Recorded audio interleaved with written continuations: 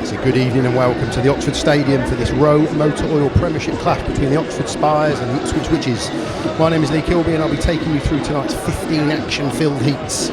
Still pretty early days in the 2024 season, but tonight we've got ourselves a top of the table clash as these two teams sit first and second in the table, with the Oxford Spires leading the way with maximum points from their opening 3 meetings, and the IPSWICH Witches also unbeaten, and they're tucked nicely in behind them in second place, with their 4 points from their 2 home meetings.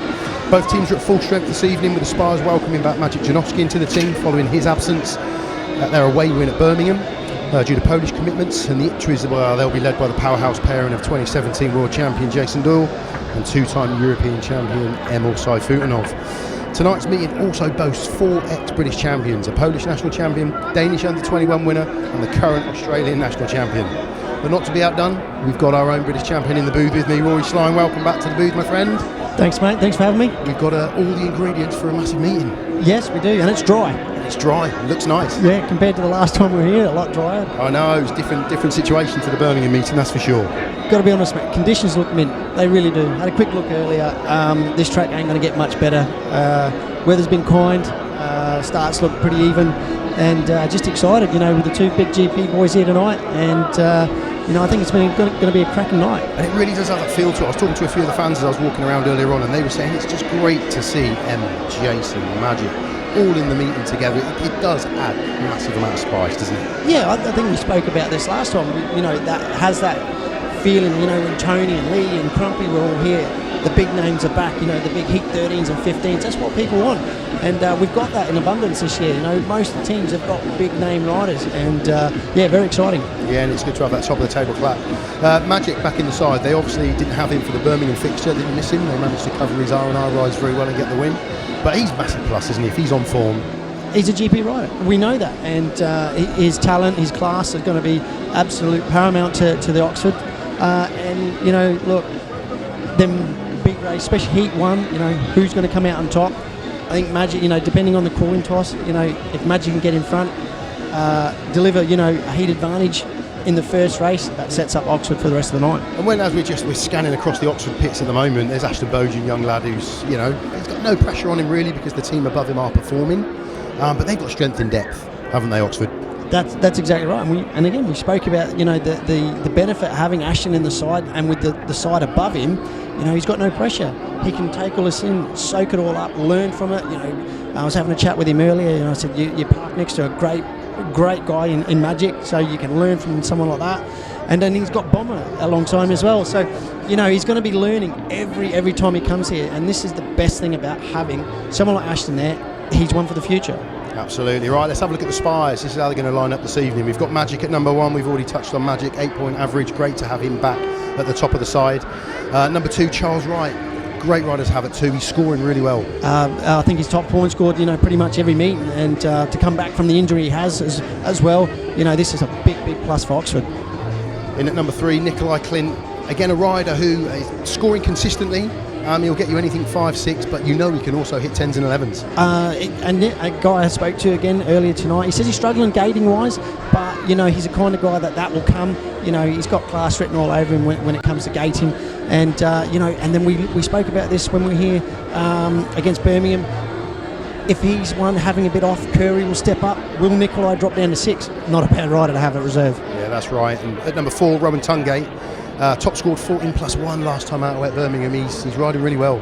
Yeah, I think they've had a bit of a riding order change there, with Rowan dropping, you know, to number 4, Bomber dropping to coming up to number 5. So that would be interesting. Obviously, Bomber then back in with the big guns, as in, you know, the heats 13 and 15. So an interesting change for me.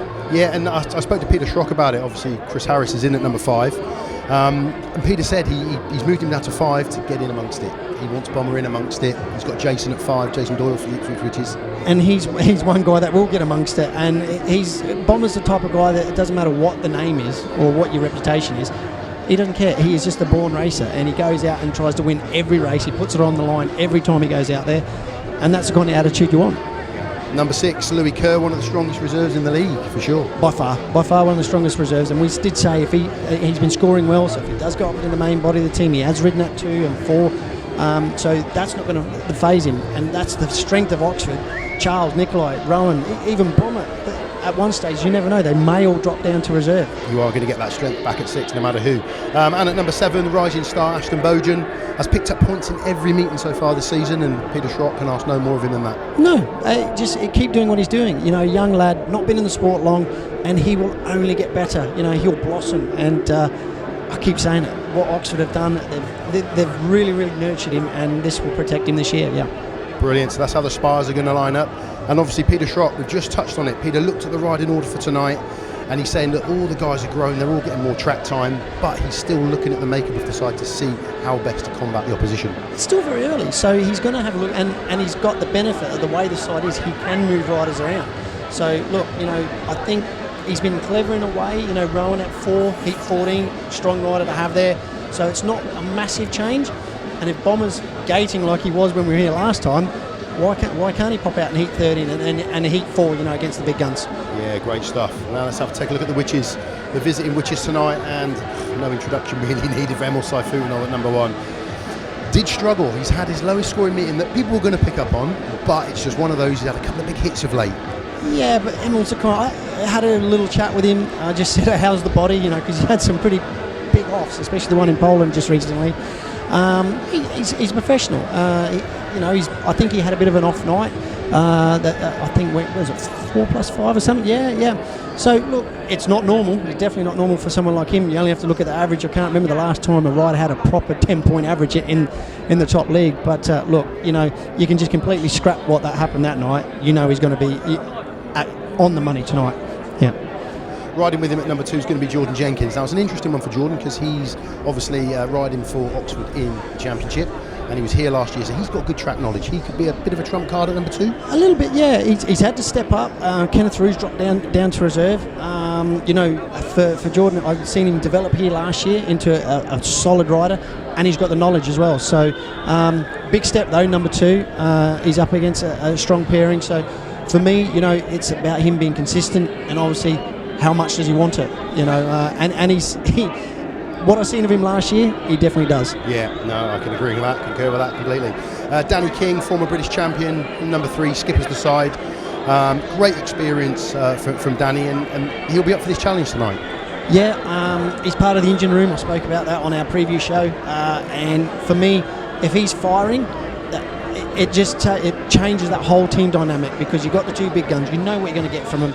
And if then Danny starts banging in like double figures for scores, which we know he's capable of, that just transforms the Witches into a massive side. Yeah, and talking of the engine room, as we move to number 4, Adam Ellis, another former British champion, won the league last year at Sheffield.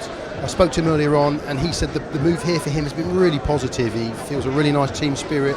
He's fitting really well, and he's enjoying his racing again. Yeah, Ipswich has that. Like, I can, from my experience when I went to Ipswich, it gives you that sort of home feel. It's got a bit of a country vibe. You know, it's not a big city club type deal, but interesting. He's been at number 2 to start, I think, most of the year, dropping to 4.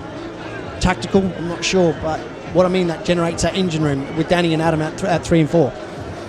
At number 5, 2017 world champion, been there, seen it, he's done it, and he's quality, Jason. Probably one of the most hardest and strongest riders in the league. You know, he wants it more than anyone. You only have to look how he rides, and you know, outside Emil, there's no better rider in the league. And you know, so far he started the season really well abroad as well. Double figures every meeting, I believe, so far.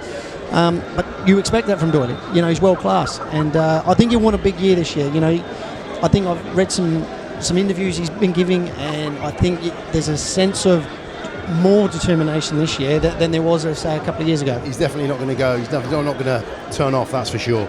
At number 6, Keynan REW, a man who made a quite big impact last year. He hit the stage quite well with Ipswich and scored well, and he also made a bit of an impact in Poland, yeah. SGB2 as well. As Poland. Yeah, what do we know about Keynan REW? Obviously, just not seen a lot of him racing-wise, but on what I mean is I've seen a bit of him online, you know, racing in Poland, and the boy is fast. He is very fast. I think we saw that in SGP2 last year. Yeah, the thing with him coming here, and I believe he's realised that he needs to race in England. His style doesn't warrant, you know, a small technical kind of track like Ipswich. So I think he's come to Ipswich because he's got to learn it. And I watched it, and he improved last year. He was a bit of a slow blossomer, but he did improve. But I think pretty handy down at 6. Yeah, absolutely. And at number 7, Dan Thompson, one half of the Thompson boys. Still learning his trade, but he scored 6+1 and 7+3 in the 2 meetings so far. Solid, absolutely solid. So I don't think you can ask a lot more from Dan at the minute. So if he keeps plucking away, what he's doing more than enough. And look, for Dan, I just think it's another year of learning. I think he's a little bit more settled now. A club like Ipswich will back him, will support him, and I think we've seen the benefits of that so far. Yeah, most definitely. And team manager Richie HAWKINS, a man who rode for many years. He was saying in the press that the win away at Leicester in the Cup was a massive win, and if they can go there and win there, they can go and win anywhere. That was his words. Pretty much. I was surprised that they did win there. I'm not saying that in a negative way. I just thought because Leicester still, from 1 to 7 looks tidy, but a big result. And look, I think Richie, the team they've put together, they don't put this kind of team together and expect to go away and only pick up a point. They've put this team together to win away. They're here to make things happen on the road. Yeah, well, let's see if they can do that tonight. That's how the 2 teams line up. The boys are getting ready to come out on parade. There are 2 other Premiership fixtures this evening, with Kings Lynn travelling, hosting Bellevue, and Sheffield travelling to Leicester. So we've got a full 3, and we'll try and keep you up to date with those scores as the night ticks on.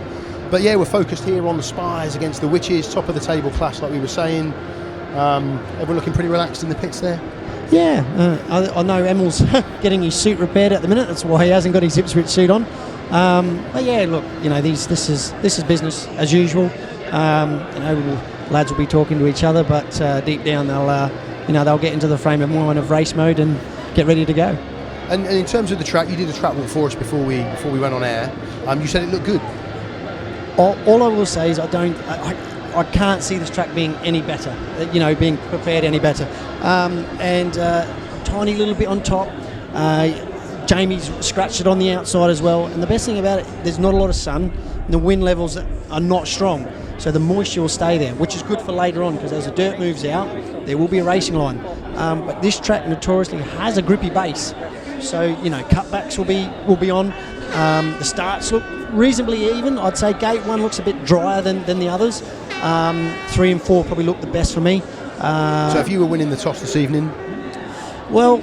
And again, it's whether you want it early or whether you want to get that swing at the end of the meeting. Look, Magic, I think, probably won't want Emil to be on the inside of him, because I think 3 and 4 are quite even. And I know team-wise they probably wouldn't want gate 1. It just looks loose to me. I'm not saying the run to the corner would be any different, but I think they'll take 1 and 3, because the gate 3 is better run into the corner, especially in the first race. But we'll wait and see what the toss does. See, so the riders coming out on parade. They tend to come out here and just do a lap of the 3rd and 4th turn. Another good crowd in tonight. Oxford do promote the sport very, very well. The guys from BBC are downstairs. They're doing some online stuff tonight as well. Jamie works really hard, doesn't he, behind the scenes, and so does Peter Schroeck. You only have to look how the show's presented. Obviously, us is a given as well. But they got a DJ on the infield with a bit of laser show, and and the crowd's solid. They've got the 2 big guns here tonight, so I was expecting a good crowd. A little bit warmer weather. We're in t-shirts tonight, so look, the whole promotion here does it the right way, and they're always looking to improve. And I think that's what all promoters need to be looking at. And just look at it. It looks like a speedway event. Because we were talking again, we talked quite a bit, but we were talking about the promotional side of it and how you engage with that younger crowd, how you get those people coming back in time and time again. And Oxford are really trying to do that. Yeah, obviously, you look around most speedway tracks today.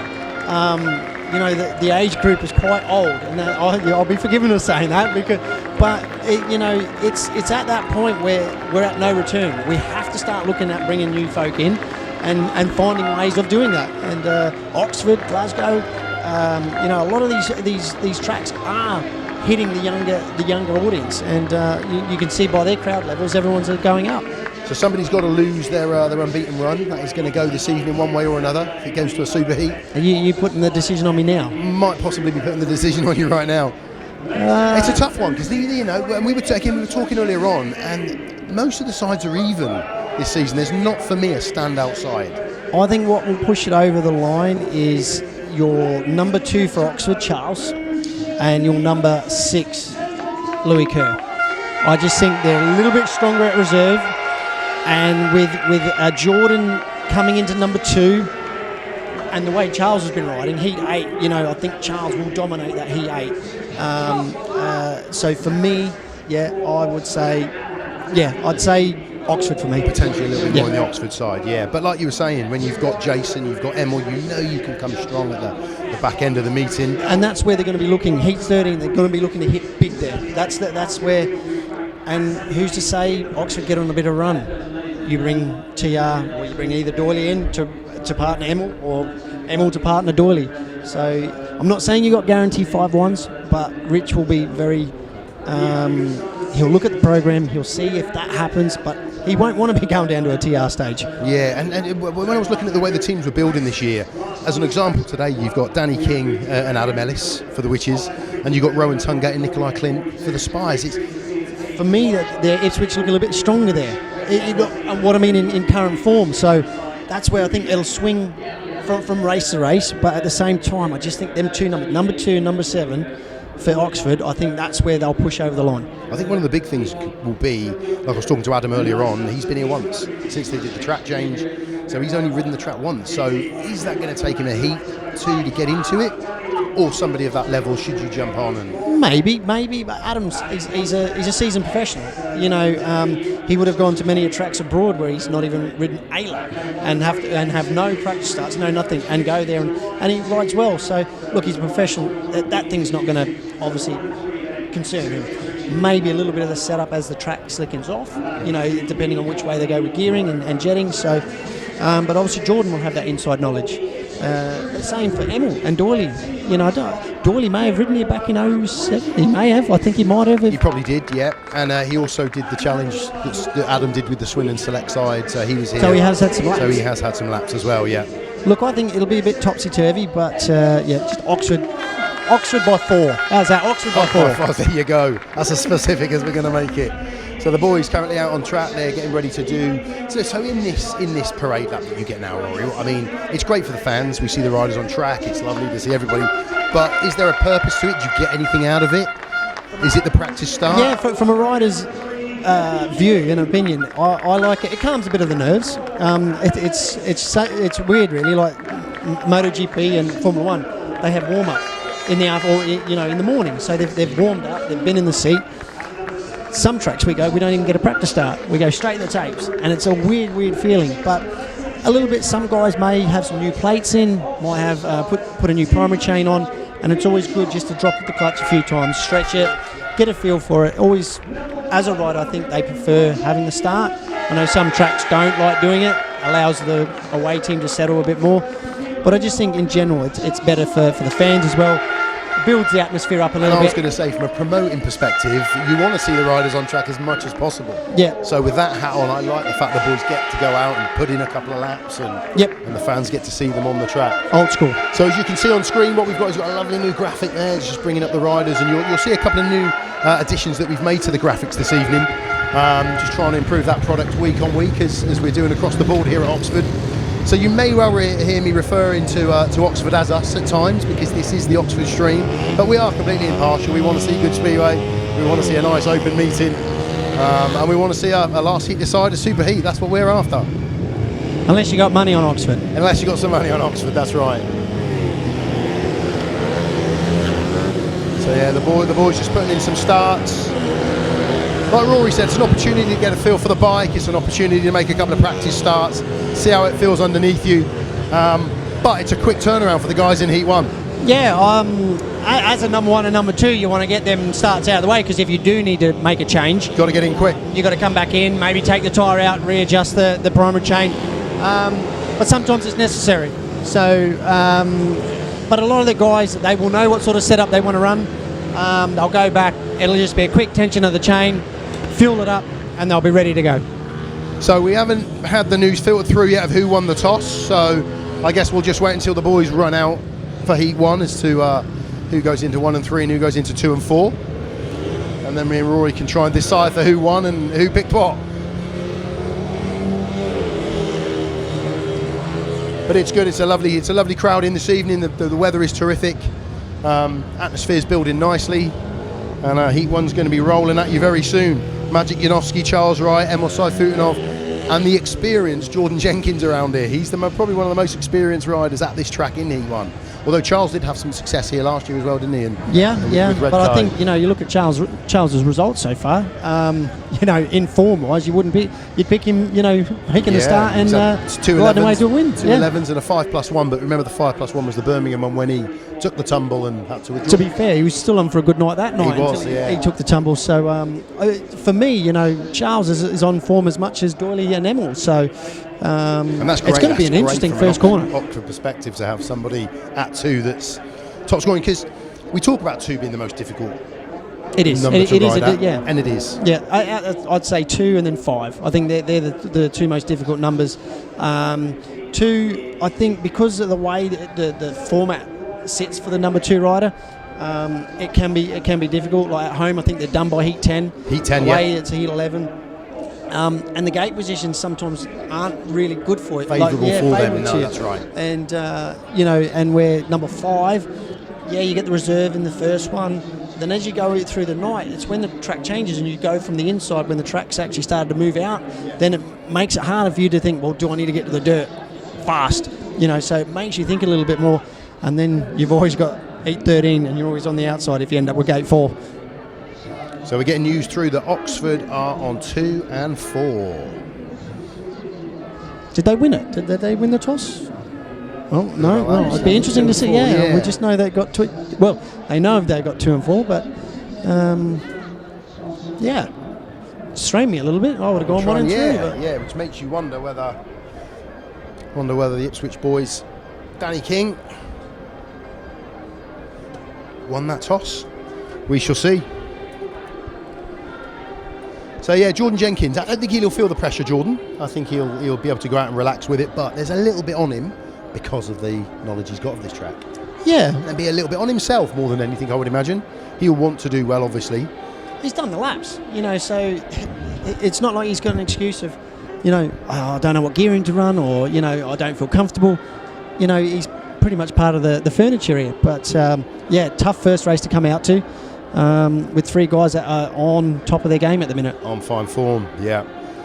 Be interested to see how Emil goes after his couple of bumps and knocks. Last week or so, he had a big off in. That one in Poland looked very awkward. I said, how's the body? And he says, the body's fine, but it was a nasty knock. And you know, he said he wasn't given any favours from Freddie in the first corner. But that's Polish racing, you know, out there. It's hard.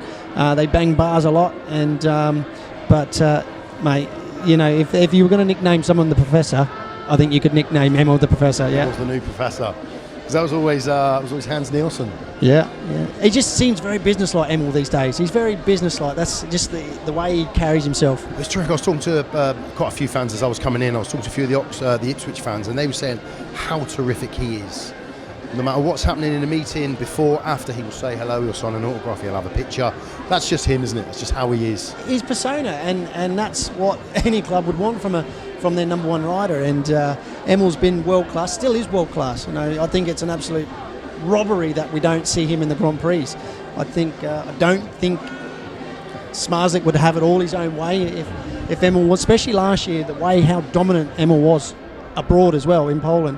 And I think he's the only one on a consistent basis who can run and at the speed and the pace Smarzlik does. So, and when you throw Artem into the mix as well, if he's back in GPs. That's what I mean. So there are guys that can run at Smarzlik's pace.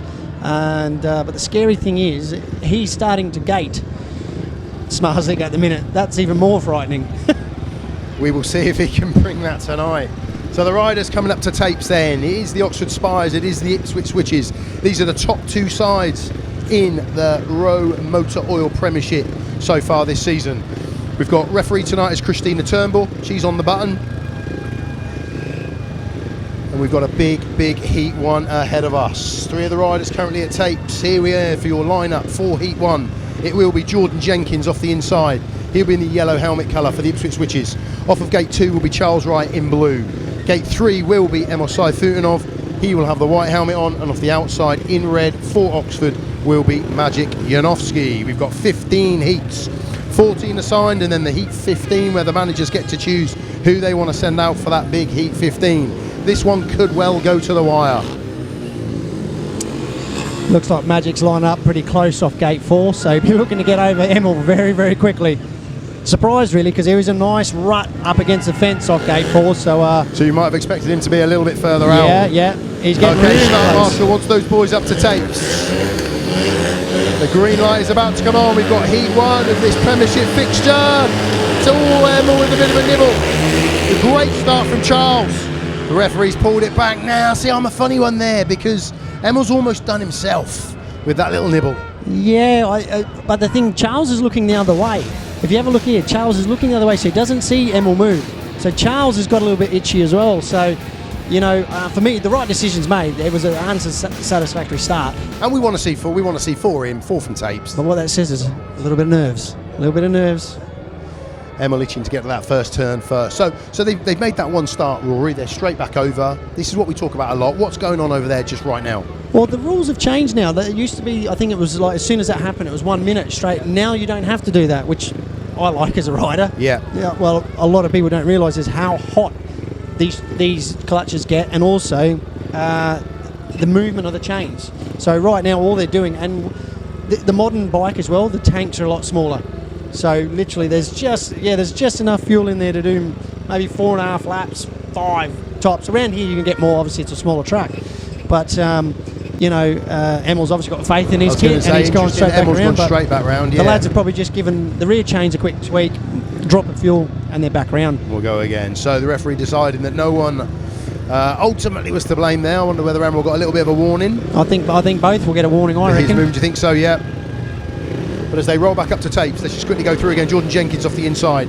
Charles Wright off gate 2 in blue. Emil SAYFUTDINOV white, gate 3. And Maciej JANOWSKI off of gate 4 in the red helmet colour.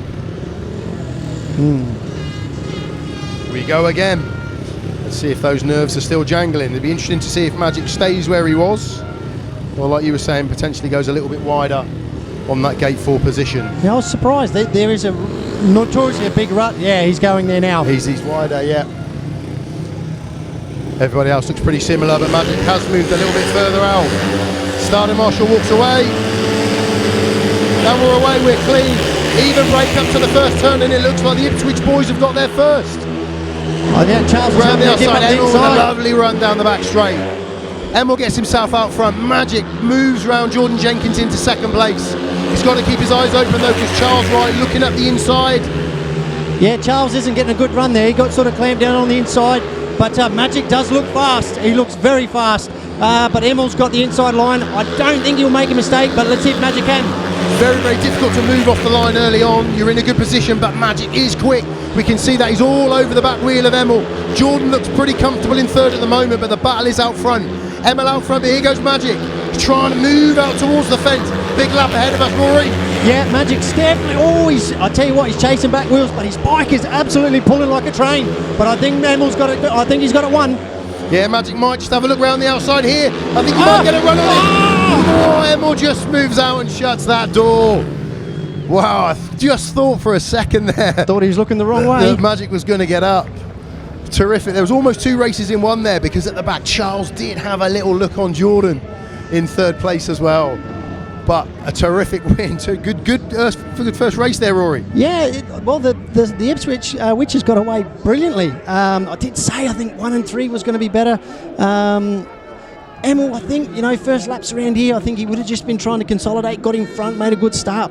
Maciej's bike was pulling absolutely like a quick going into one. A couple of times it was pulling him into the corner, probably past the corner, and it cost him a little bit. Good early signs of his confirmed result for that one. So Emil with the win, Maciej JANOWSKI in second. Jordan Jenkins, he took that third place.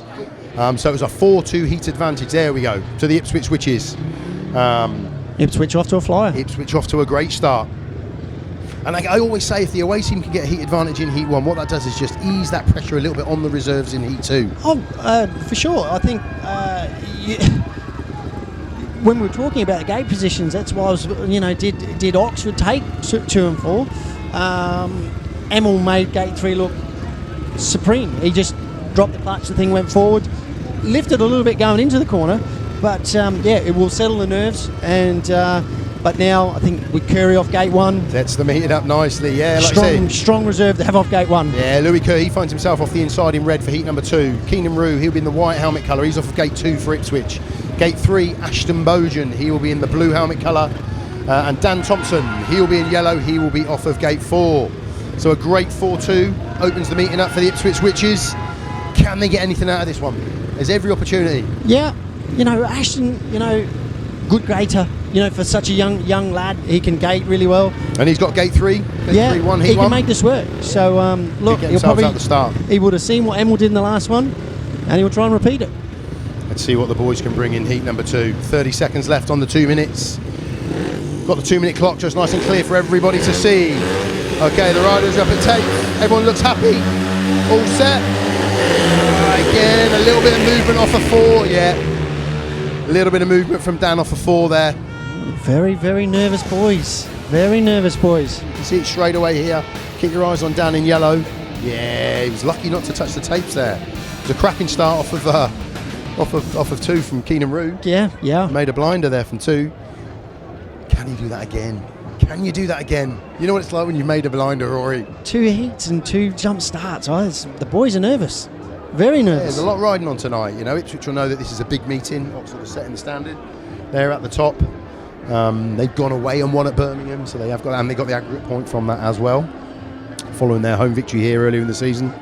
So like you were saying, just a bit of a top up on the fuel there for Ashton. Engine coolers are out. Yep. Fans don't realise how hot these clutches get these days. They're so hot. And back in the day, you know, guys used to use steels, you know, instead of alloys. You know, not changing plates for 10 or 12 meetings, where a lot of the guys now are putting fresh plates in nearly every meeting. So expensive exercise, but that's where the sport's got to, and that's why they'll be cooling it down as much as they can.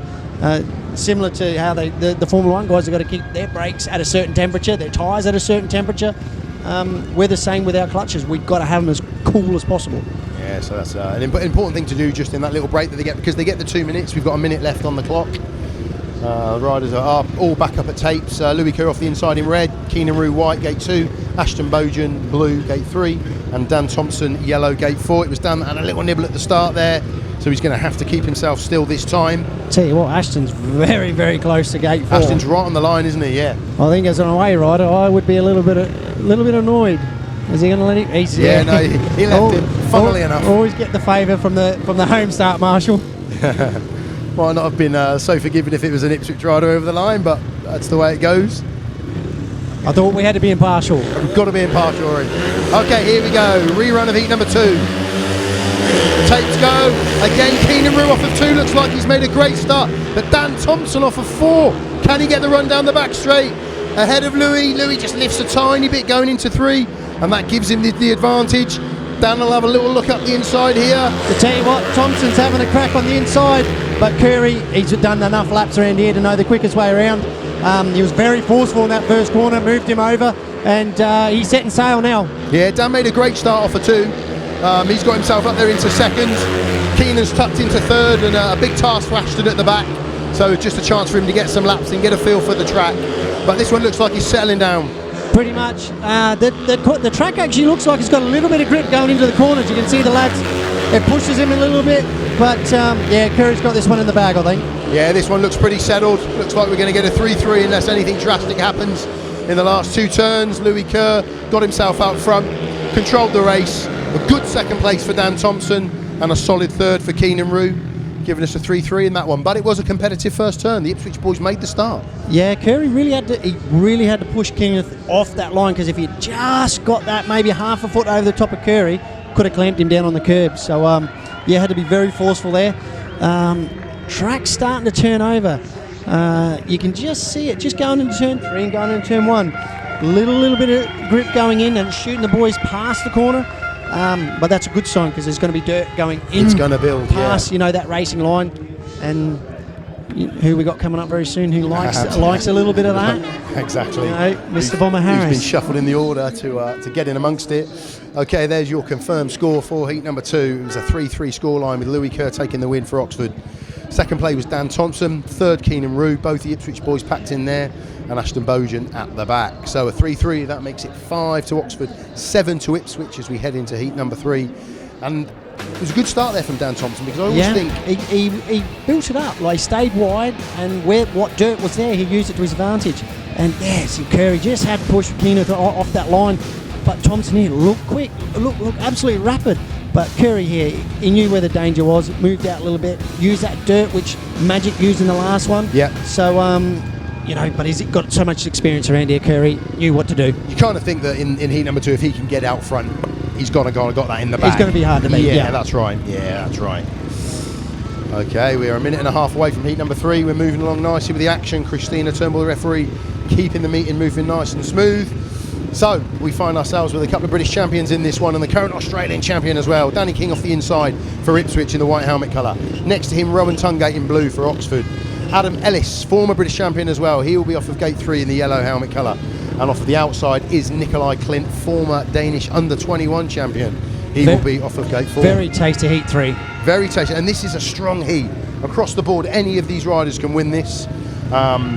We've had a winner off of 1, we've had a winner off of 3. We'll see what... Are you assuming a 5-1 to Ipswich? Oh, do you know, this heat could go either way, could it not? Could it not? You know, if Adam makes that start and gets himself out front, but Rowan has looked quick of late. It's going to be a very tight first bend. Let's hope not for a jump start. I was going to say, let's see if we can get away cleanly third time around and not have the boys back up to tapes. But yeah, strong engine room, strong heat this one. Surprising gate 4 hasn't been like... here is quite...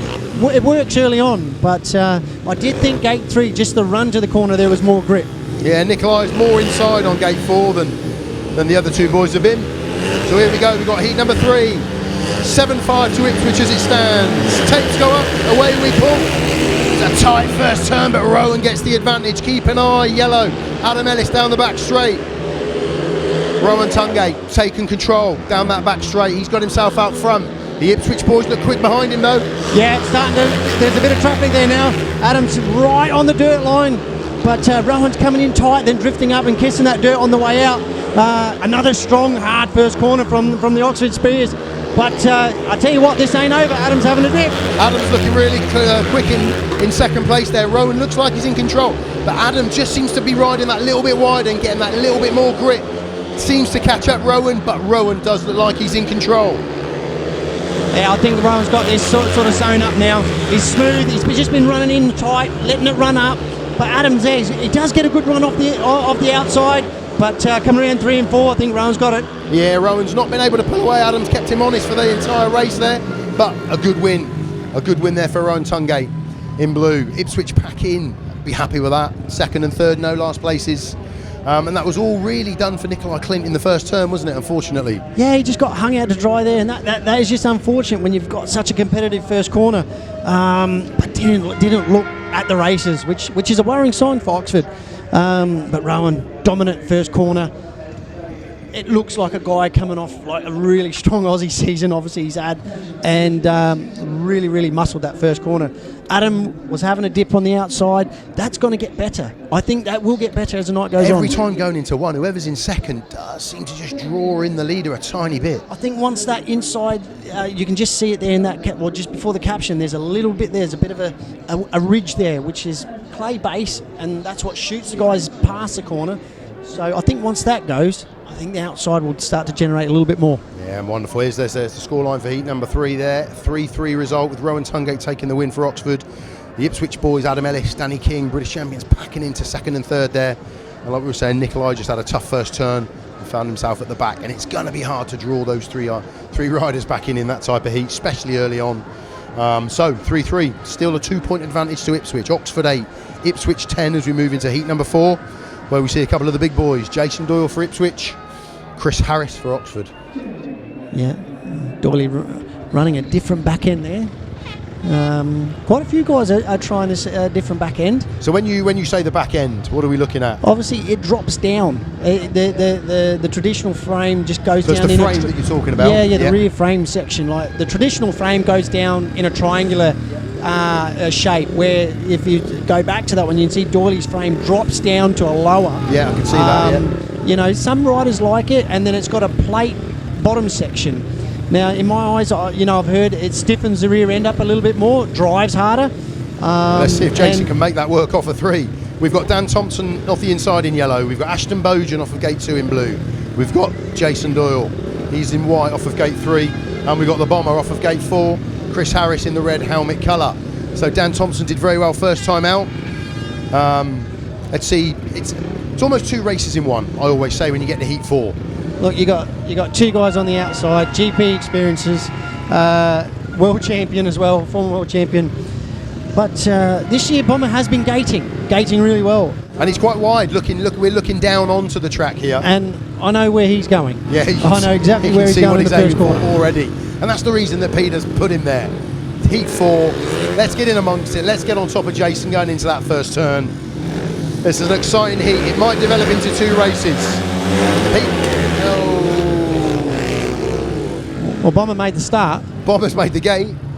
I think the referee maybe got a little bit trigger happy on the green light and then the tape button. Don't think anyone's going to get a warning for that one. I think we're just going to be coming back, whether that was the tapes or the referee. Just looking at it again.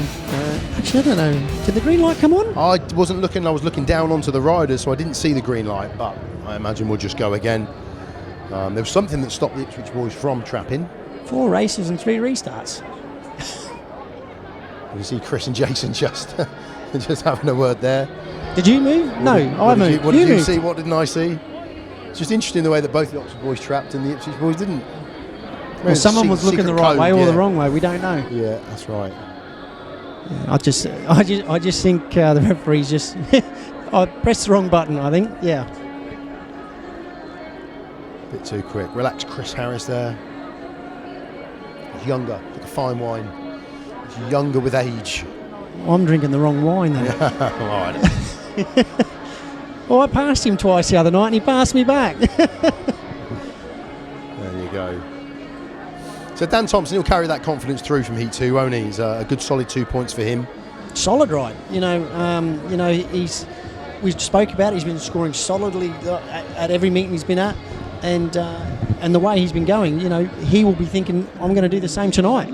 Ashton, probably needs to dig deep here.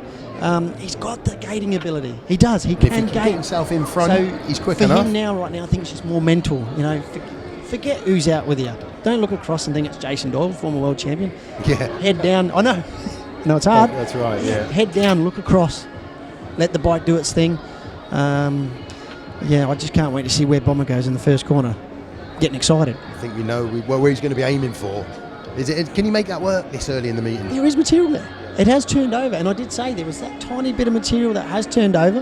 And don't worry, if anyone's going to use it, it's Bomber. Yeah, it's going to be Chris. There's the 2 minutes. The alarm has sounded. That'll give the boys 2 minutes to get back round to tapes. And we go again. 4 heats, 3 restarts. Bit of nerves from the referee maybe as well. Got work in the morning. We got to get home. Yeah, we got to get home at a reasonable hour. Come on, lads. We were out ridiculously early last time we were here. So what we'll do as the night ticks on is we'll try and keep tabs on the other 2 meetings that we've got going on in the Premiership this evening. We'll keep you up to date as best we can. Action-packed evening in the Premiership. All 6 teams, 6 teams in action. Okay, let's take a quick look again. Dan Thompson off the inside in yellow. Ashton BOUGHEN, blue, gate 2. Jason Doyle, white, gate 3. And Chris Harris, red, gate 4. Very wide, very close up to that fence. Rory's predicting he's aiming for that dirt in the first turn. And I'm not going to disagree with him. Unless he makes it off 4. Drops it straight over the top of all 3 of them. I tell you what, the way he has been trapping. The way he's been trapping, and when we were here last time, he was trapping like an absolute demon. He can trap these days. I've told him I'd rather he didn't trap when we're here, for the viewers at home. Give us something to talk about. Yeah, that's right. Okay. Riders pulling back up to tapes. Just a couple of little adjustments there for Jason Doyle. So as we've said, sometimes this will develop into 2 heats, inside versus outside. Let's see what heat number 4 brings. Tapes are away cleanly. Ashton did make the gate, but then just lifted a tiny bit. The Ipswich boys, Jason Doyle, Dan Thompson, they're out front. Chris Harris, he's going to go deep into turn 3. Will he get the run around Dan Thompson? Oh, Dan works him hard. Dan made that difficult. He's still making it difficult. Ah, there's Bomber. Kept himself outside, kept that line, got himself in the second. Yeah, Doyle unbothered out front.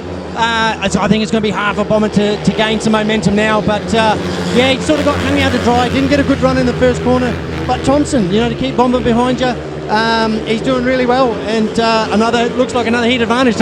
In many respects, Dan has done Jason a massive help there because he's given Jason the room to get away. And I tell you what, he's not getting that far away from Bomber either. Yeah, that's right. Dan's keeping him honest again. Bomber's driving out into that dirt. He's just getting that grip, as you can see down the back straight. Jason's checked out. He's got this one in the bag. Bomber's looking comfortable in second place. Fair play to Dan Thompson. He kept him on it. But a good win for Jason Doyle. Another heat winner for the Ipswich Witches. Second place, Chris Harris. Dan Thompson did his job. Got in Bomber's way. Let Jason have the space to pull away. Heat advantage. Another one for the Witches. That looked like a typical Jason Doyle start. First corner. No nonsense. Check out. Go home. Looks solid. Bomber looked a little bit rusty actually. The outside didn't work as well as I thought.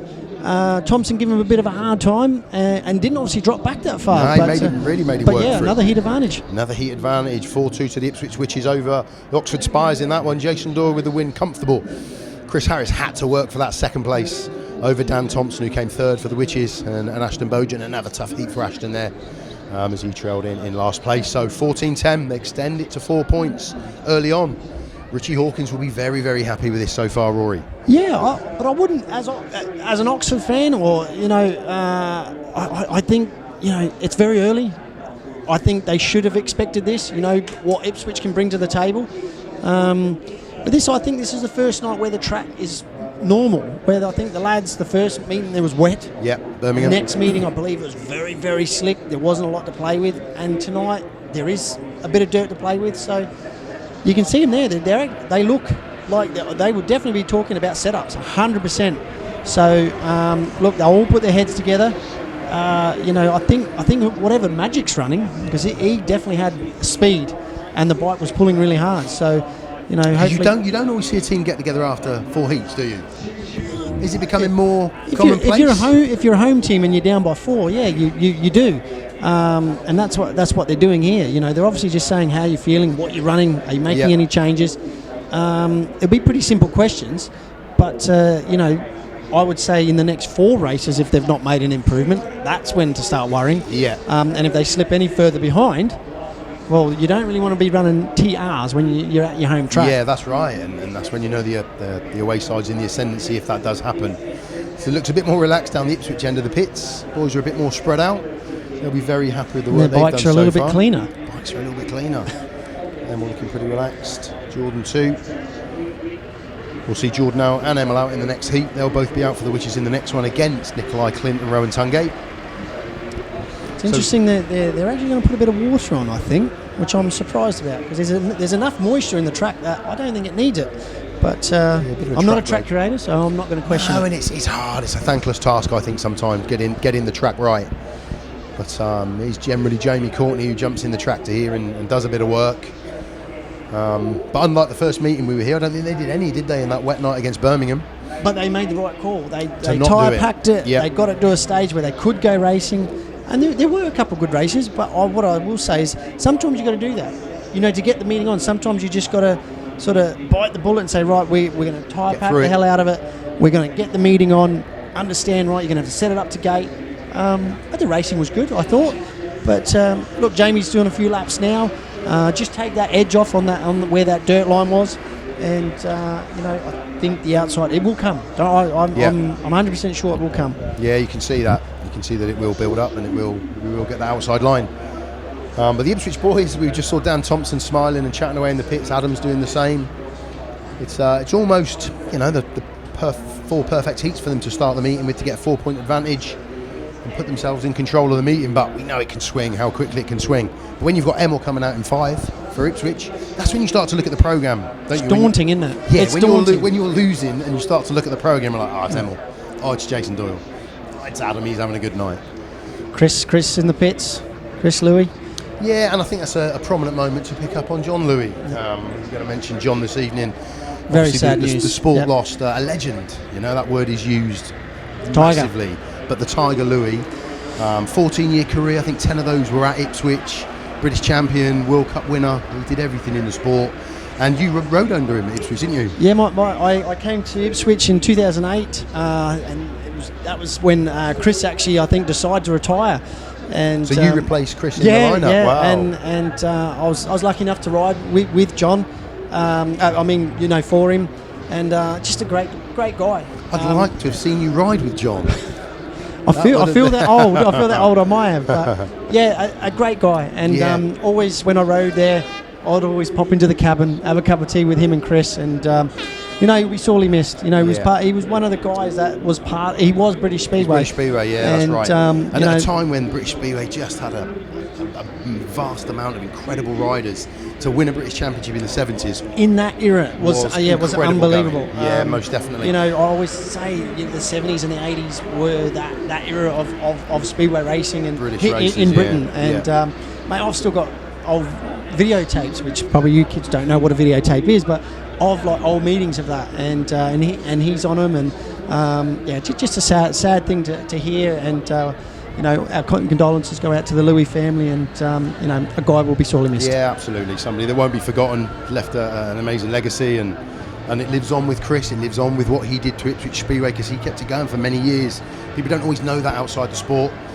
So yeah, we're remembering John, great guy. When you think of Ipswich Speedway, you think of the Louis family. You think of John Louis, that's right. Whether they're as riders or as promoters. You know, when I think of Ipswich, you think of the year of '98. You know, that's right, what a year. John Louis, you know, the promoter, the manager brought Rickards, brought Golub, had that, you know, imagine that top three now. Imagine that top three. Like, they're not far off it here, as in, you know, that kind of, you know, standard. And team was something else. It just has a little bit of that feeling, a little bit with Doyle and Emil. And that's good. And they'll be, you know, we want to see a great season, but Ipswich will be hoping they can get some out of this season in John's memory. So yeah, we send our sincere condolences to Chris Louis and all the family. John will be remembered, and John will be looking down happy with a 4-point advantage at the moment. Oh yeah, most definitely. He will be watching wherever we go after this kill. That's what we do. We still watch the Speedway. Yeah. So I think they're just wrapping up the track work now. Yeah, I was actually wrong. They did use the water cart, but not for watering. They've just done a little tyre pack mid-track. So, as I said, there was that bit of ridge going into the corners where I think because it's a clay base, the riders do get caught out from it. You get a lot of grip from it. So I just reckon they've just tyre packed that mid-track section, just to allow the track to probably open up a little bit more. Yeah, we can see some gate percentages there. Nice new graphic we've got to show you each week. You can see gates 1, 2, 3, 4, the wins that have come from them. Nothing off of 4 as yet. You can see the percentage swing, 50-20 for early days, and where the points were scored. So a really nice graphic. I like that because it gives us a real understanding of the gates, especially as the meeting develops. But it was interesting because, you know, Dan made a gate off of 4. They made a great gate from 4. So it shows that there is something out there. There is there. And the gates will change. Notoriously, 4 can go slick and goes off. They looked fairly even. They did look fairly even. And I was, you know, when they are putting water on. Putting a bit of water down. You can see that there now. But in saying that, I was right. I think gate 3 looked a bit better. And because Ipswich have taken, whether it was Oxford that took 2 and 4, but Ipswich had 1 and 3 in their first, so they will get 1 and 3, I think 3 times out of the 4 last races. So that's an interesting always to remember. Absolutely. And that's why I think, you know, gate positions can always be very important. So only 1 ride so far for Magic, but he won. He's second, wasn't he, behind Emil? Yeah, of course. But he looked quick. He looked quick. Very quick. Rowan looked good as well, didn't he? Yes. Rohan TUNGATE. I think on the first night we were here, that obviously conditions weren't great, but Rowan looked very, very dominant in that first corner, like he wanted it more. And a great win, and it's what Louis Kerr would expect of himself to win Heat 2. But that's what Louis will bring. He will bring that dominance at reserve. So for me, you know, even if he steps up into the team, it will be good.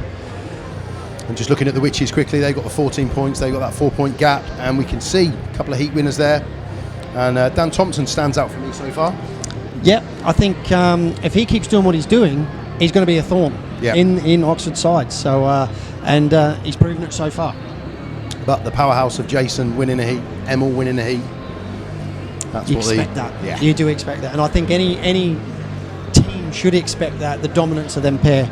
I know. I think last year when they came to Wolves for the first time, it was we were able to nullify them at the Heat 13s, and when they went out and did tacticals, we were able to nullify them big races. Yeah. And that was a swinger for us, to obviously beat them.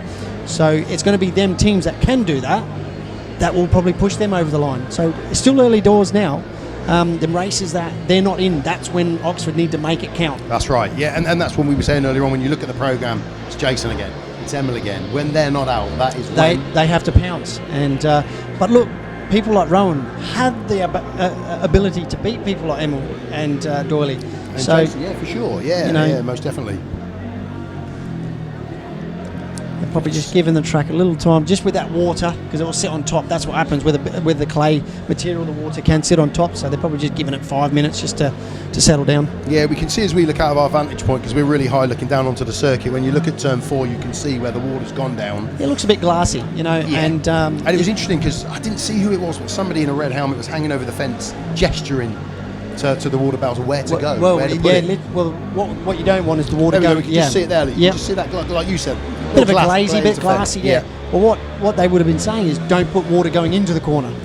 That's that for a speed rider is an absolute nightmare, because when you're going in, it's where you're pitching it in, it's where the back wheel, where you want it to spin. Yeah.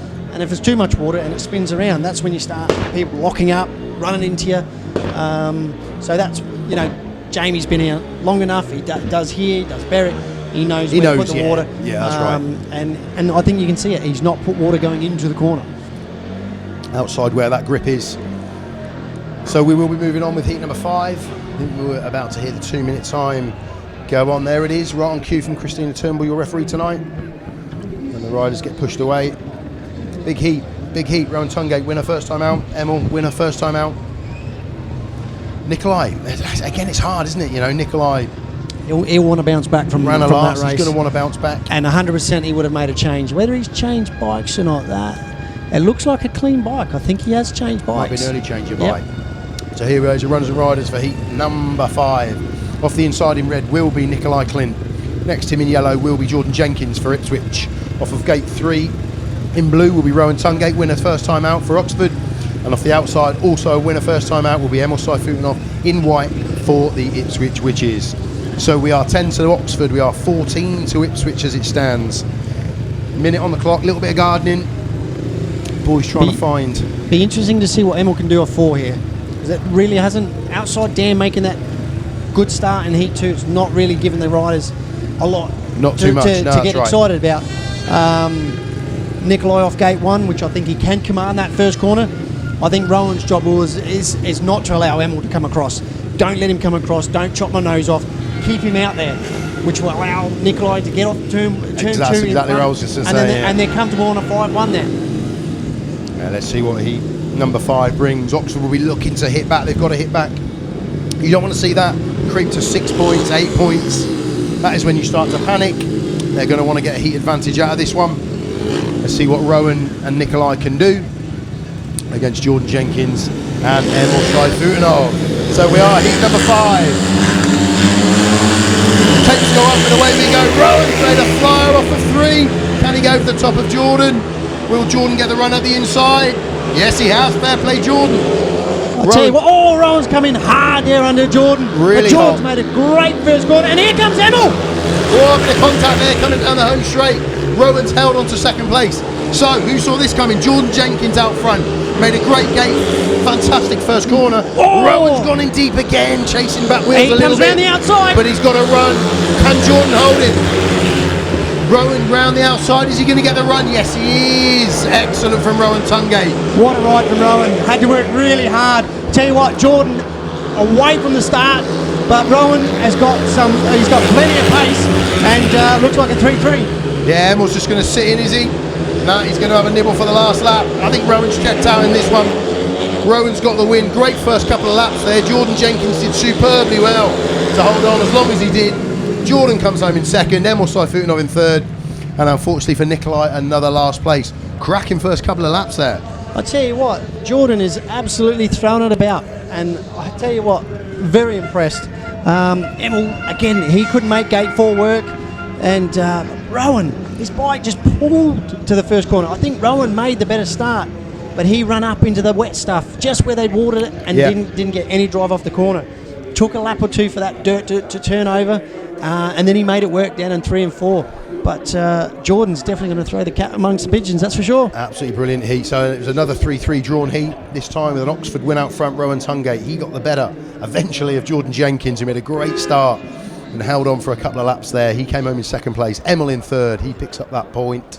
Unfortunately for Nicolai, not at the races again and off the pace, but it's hard when you're at the back getting filled in. But 2 last places, he won't be happy with that. His gating is just not. He's just not there. Oh, that was tight. Bit of I contact tell you there. what, Rowan was hard, absolutely hard on Emil there. And but if he hadn't been, but he didn't lose momentum by doing it. And just here, straightened up a little bit, chasing a bit of back wheel. a little bit where you get that straight run in the turn always makes me put my head in my hands. Jordan could have moved out a little bit, but I just think Rowan just wanted it more. Yeah, I think so. Yeah, that's what I was going to say. But he's putting himself out there, and if you can get that run coming around 1 and 2, you do get that long back straight, don't you? But good signs. Track's turning over. Good signs. Terrific race from all concerned. So we move on to heat number 6. Still a 4-point advantage to Ipswich as we line up another big heat. Couple of massive riders coming out in this one. Off the inside in white is Jason Doyle for Ipswich. Next to him is Maciej JANOWSKI. He's going to be in the red helmet colour for Oxford. Keynan REW in yellow off of gate number 3. And Charles Wright, no points in his first outing. He'll be in blue off of gate 4. Another massive heat.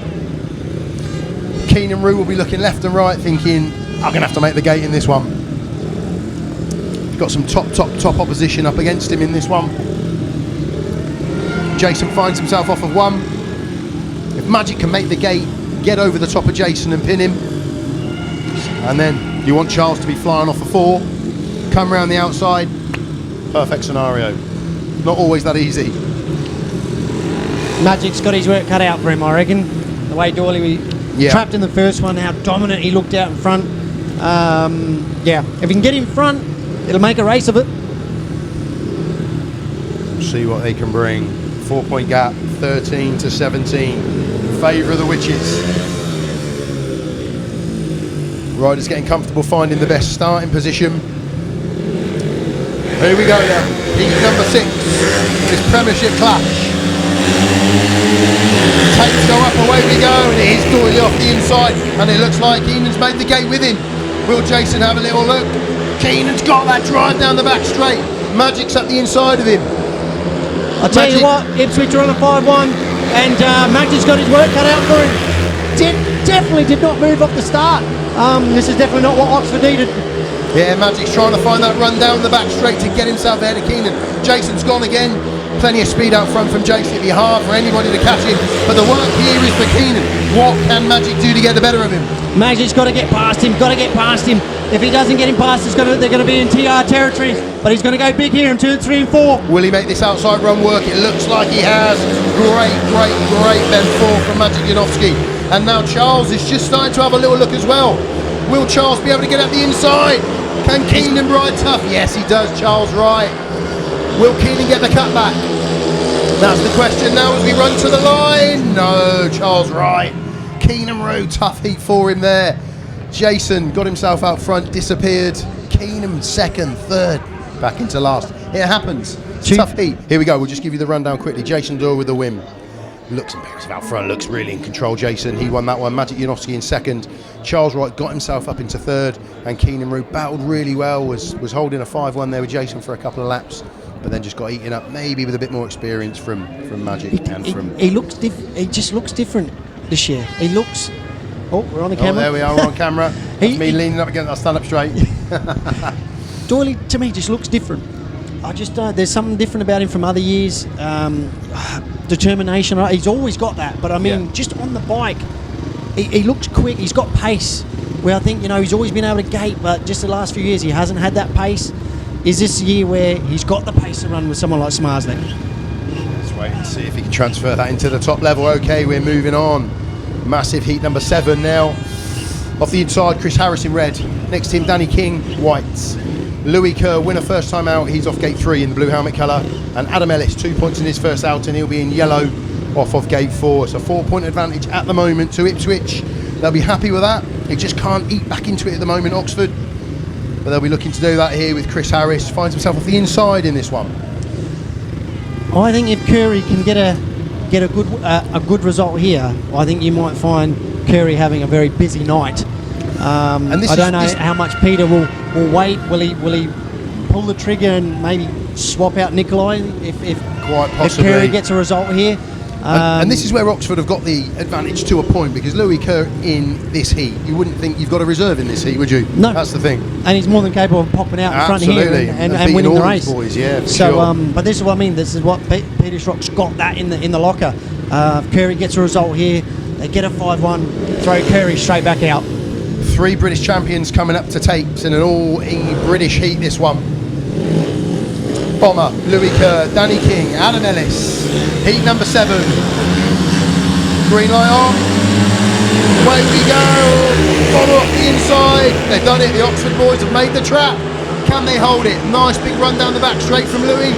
Yes, he does it. This could be a huge heat for Oxford. Bomber already looking over his shoulder, trying to get Curry to go in front. Now watch Bomber to chop off the nose. You'll hopefully team ride him. If they get this, they're back in the meeting. Keep an eye on Danny King. Danny's chopped from the inside to the outside. Chris just lifted a tiny bit there, coming down the back straight. Has Danny got the speed around the outside? He's putting the work, and that's a great line from Danny King. Chris just holds him off. Yeah, Bomber will push him wide here. Does Danny have the run? I think he does. Superb from Danny King. Chris did lift, but Danny was in the right place to take advantage. Louis Kerr, like we said, has jumped out as the reserve in this heat. He's winning. What's going to happen in the back here? Bomber, he's gone wide. He's Bomber actually sacrificed, a paid win to let Curry go away. Watch but it's not over yet. Is he going to get that run? No, close the door. Did Danny know he was there? That's the question. Yeah. Smart last turn from Danny very there. Smart last turn. Great heat win there for Louis Kerr. We said he could do that. We said he could jump out the trap and win that heat. Terrific from him. Great heat. Bomber sacrificed that because Bomber made the start, waited for Curry to get around the outside, and that put Bomber on the back foot for the next lap because he had to shut off a lot of his momentum, and that allowed Danny to just get the speed on Bomber, and that's what Bomber does. So for him, unfortunately, he sacrificed. He's made a good start. He's thought of his teammate. It's still a heat advantage. Could have been a little bit better. Bomber will go back. He will be kicking himself, but that's been Bomber, his whole career, and but it's a heat advantage. He's a team man, isn't he? Okay, we'll get the confirmed scoreline of that one. A great heat again. The track's really coming into its own now. 4-2 to Oxford. Louis Kerr, tremendous, great win for him. He was out front. Danny King in second. Chris Harris third, and Adam Ellis at the back on that one. So a 4-2 heat advantage to Oxford. That brings the progressive score. Oxford 20, Ipswich 22, and they've just eaten into that scoreline there just a little bit. Yeah. I think Kerry's going to be busy. It's exactly what you said. He can jump out and win that type of heat. He's going to be busy. We're moving straight on. Yeah. Number 8. I thought. Charles Wright. Yeah. Well, Charles did look a little bit better. He looked a bit more at the races in the last one. And you'd almost look at like this is his heat. This is his heat to lose. I said at the beginning. The number 2 position. But what's surprised me is Jordan. Jordan's dominated Charles in a sense. Yeah, that's right. They're both out in this one. And the way he's riding, who's to say can't, run with the pace of Charles. He's proven it tonight. Ashton, he's going to have a lot of pressure on him here with Thompson riding the way he's doing. But I think Charles has to dominate the first corner. Ashton BOUGHEN inside blue, Dan Thompson yellow gate 2, Charles Wright red gate 3, Jordan Jenkins white off of gate 4. Jordan's having a terrific night, 3 points for him so far. Dan Thompson, very good night for him so far. This is Charles Wright's time to get that heat win. And again, Ashton BOUGHEN, there's no easy heats for Ashton, is there? That's the thing. No. He jumped really well in his last one. Yeah, he did. He jumped with him, but got a little bit crowded, shut off, And is that experience, is that confidence, is that... It's youth, first time he's probably ridden against some big names like he has tonight, and he has got talent, as in he can gate. He's just believe, get there. Yeah, that's right. And he could do it here. Okay, let's see what he can do in this one. Takes her up, away we go on heat number 8. It's a great start from Dan Thompson. Flying out the traps tonight, Dan. He's got himself out front. Charles Wright tucked into second. Ashton BOUGHEN, he's holding that third place at the moment. But Jordan Jenkins, there's a moment there for Charles Wright. I tell you what, Charles is just riding on that cushion of that dirt. He locked up heavily in 3 and 4. He's right there. I'll tell you what, Thompson's going to have eyes in the back of his head. Yeah, he's changing lines. He's using the inside. He's using the outside. Is he going to get that run here? Around the outside, Dan Thompson shuts the door. But Charles Wright is all over the back of him. Yeah. Ashton BOUGHEN now finds himself at the back. It's the third place at the moment for Jordan Jenkins. Can he land a blow on Dan Thompson out front? I tell you what, Dan is riding really well. Really well. He's not put a foot wrong in this race. And Jordan packed him for third. Ashton's not too far away. Can Charles do anything on the last lap? Yeah, looks like Dan's going to hold on unless Charles can get a run up the inside of him here. He's had a look. Dan Thompson holds on. Great win for Dan Thompson. Second place, Charles Wright. Third place was Jordan Jenkins with Ashton BOUGHEN at the back. So, Dan Thompson. Are we looking at a match winner? Surprise packet yet again. We know he's got it. We know he's got it. And, Charles gave him a tough time there. Charles, especially on the first lap, Charles threw everything at him. Yeah. Got a little bit out of shape. I just think maybe he'd gone in a bit too hot. But Thompson, I tell you what, I think, is he going to be the match winner? You know what to expect from Doyle and Emil. Thompson could be the benchmark for the result. Yeah, another great heat win there for Dan Thompson. He was out front. Charles Wright was in second place. Jordan Jenkins got the better of Ashton BOUGHEN there, who found himself at the back. So it was a 4-2 to Ipswich. That gives them that 4-point advantage again. Oxford 22, Ipswich 26. And again, Richie HAWKINS will be really, really happy with that. No last places. Yeah, I think now could be the time for that talk. Yeah. I think the lads really probably got to look at what Ipswich are doing. They are trapping. Well, you watch Thompson's bike just absolutely. Ashton lifts, but Thompson just goes forward. It doesn't even lift. Both the Oxford boys are lifting. They're bouncing around at the first corner. And I think that's the difference. You look at Doyle, you look at Emil, their bikes are just driving forward from the start. And you got to give it to Dan, because Charles was all over him for a couple of laps. He got in a bit of trouble there, Charles, but pressure was on. When you've got somebody behind you that you know is good, know is quick. Charles has got the pace, and there is a little bit of dirt there, but Thompson just put it right where he needed to. Yeah. He put the back wheel where he needed to every race, and that's what you got to do. So Nicolai back out in this one. Bit of a surprise. He's obviously got to take the 3 rides. He's got to get a third ride in. Yeah. So just quick look at the lineup. Rohan TUNGATE off the inside in blue. Jason Doyle next to him in white. Nicolai KLINDT, no points for Nicolai. He'll be disappointed with that so far. And Keynan REW on the outside. Keynan's probably ridden better and harder than his 1+1. But the eyes will be on Nicolai in this one, because it's not an easy heat for him. I reckon though I should be on 1 and 2, because I think there could be some elbows. Elbows going into the first turn. The old Aussie boys, they don't like to give each other an inch, that's for sure. Yes. When the Aussies race against each other, the temperatures just turn up goes up slightly. a tiny bit. We're all powley and that all in the pits, but I tell you what, and it's been a trait for many years. Yeah. I watched the battles between Crumpy and Lee. And very, very polite, powley in the pits. On track. When the tapes are down, the green light comes on. Different story. Tell you what, that's a long story behind you. When you're there. So Rowan finds himself off the inside in this one. Jason off for 2, Nicolai off for 3, Keynan REW off for 4. So it's a 4-point gap. They're holding on to that 4-point gap in the minute Ipswich. Doyley's hard up against gate 2 there. So Rory's expecting some elbows going into the first turn. Let's see if the Aussie boys deliver. Oh, Jason, great gate from Jason. Keep an eye on Nicolai, he's made a better gate there. Will he get that run around the outside? Yes, he does, but already look at the distance Jason's got on them. Absolutely flying, Jason. He just looks a different class tonight. Rowan's got clear. Can he gain some momentum? I highly doubt it, but Doyle just looks absolutely stylish out front. He's flying up front, Jason. The Oxford boys at the moment packed into second. Rohan TUNGATE third. Nicolai KLINDT. Keynan REW's got his work out, trying to make any kind of dents in there on the Oxford boys, but Jason looking super quick out front. Rory. He does. He's making it look easy. The only positive from this for Oxford, they're not obviously losing points overall, but he's going to be hard to beat tonight, Jason. Yeah, he's looking really fast out front. Nicolai's looking faster, more competitive in this one. At least he's got a point on the board. He'll have wanted that from this heat, but no stopping Jason Doyle. Class above in that one. Excellent performance. Third win of the night for Jason. Rowan in second, Nicolai third, and a tough heat there for Keynan REW at the back. So shared heat. That will keep the 4-point gap, 29-25. Jason Doyle looks class above. Just he's another level, and if anything, even above Emil. Yeah, he's looking really super quick, super confident, and super smooth. Yeah, great to watch. And I did say it. There's something different. Something about him. Yep. Worth a punt in the GPs.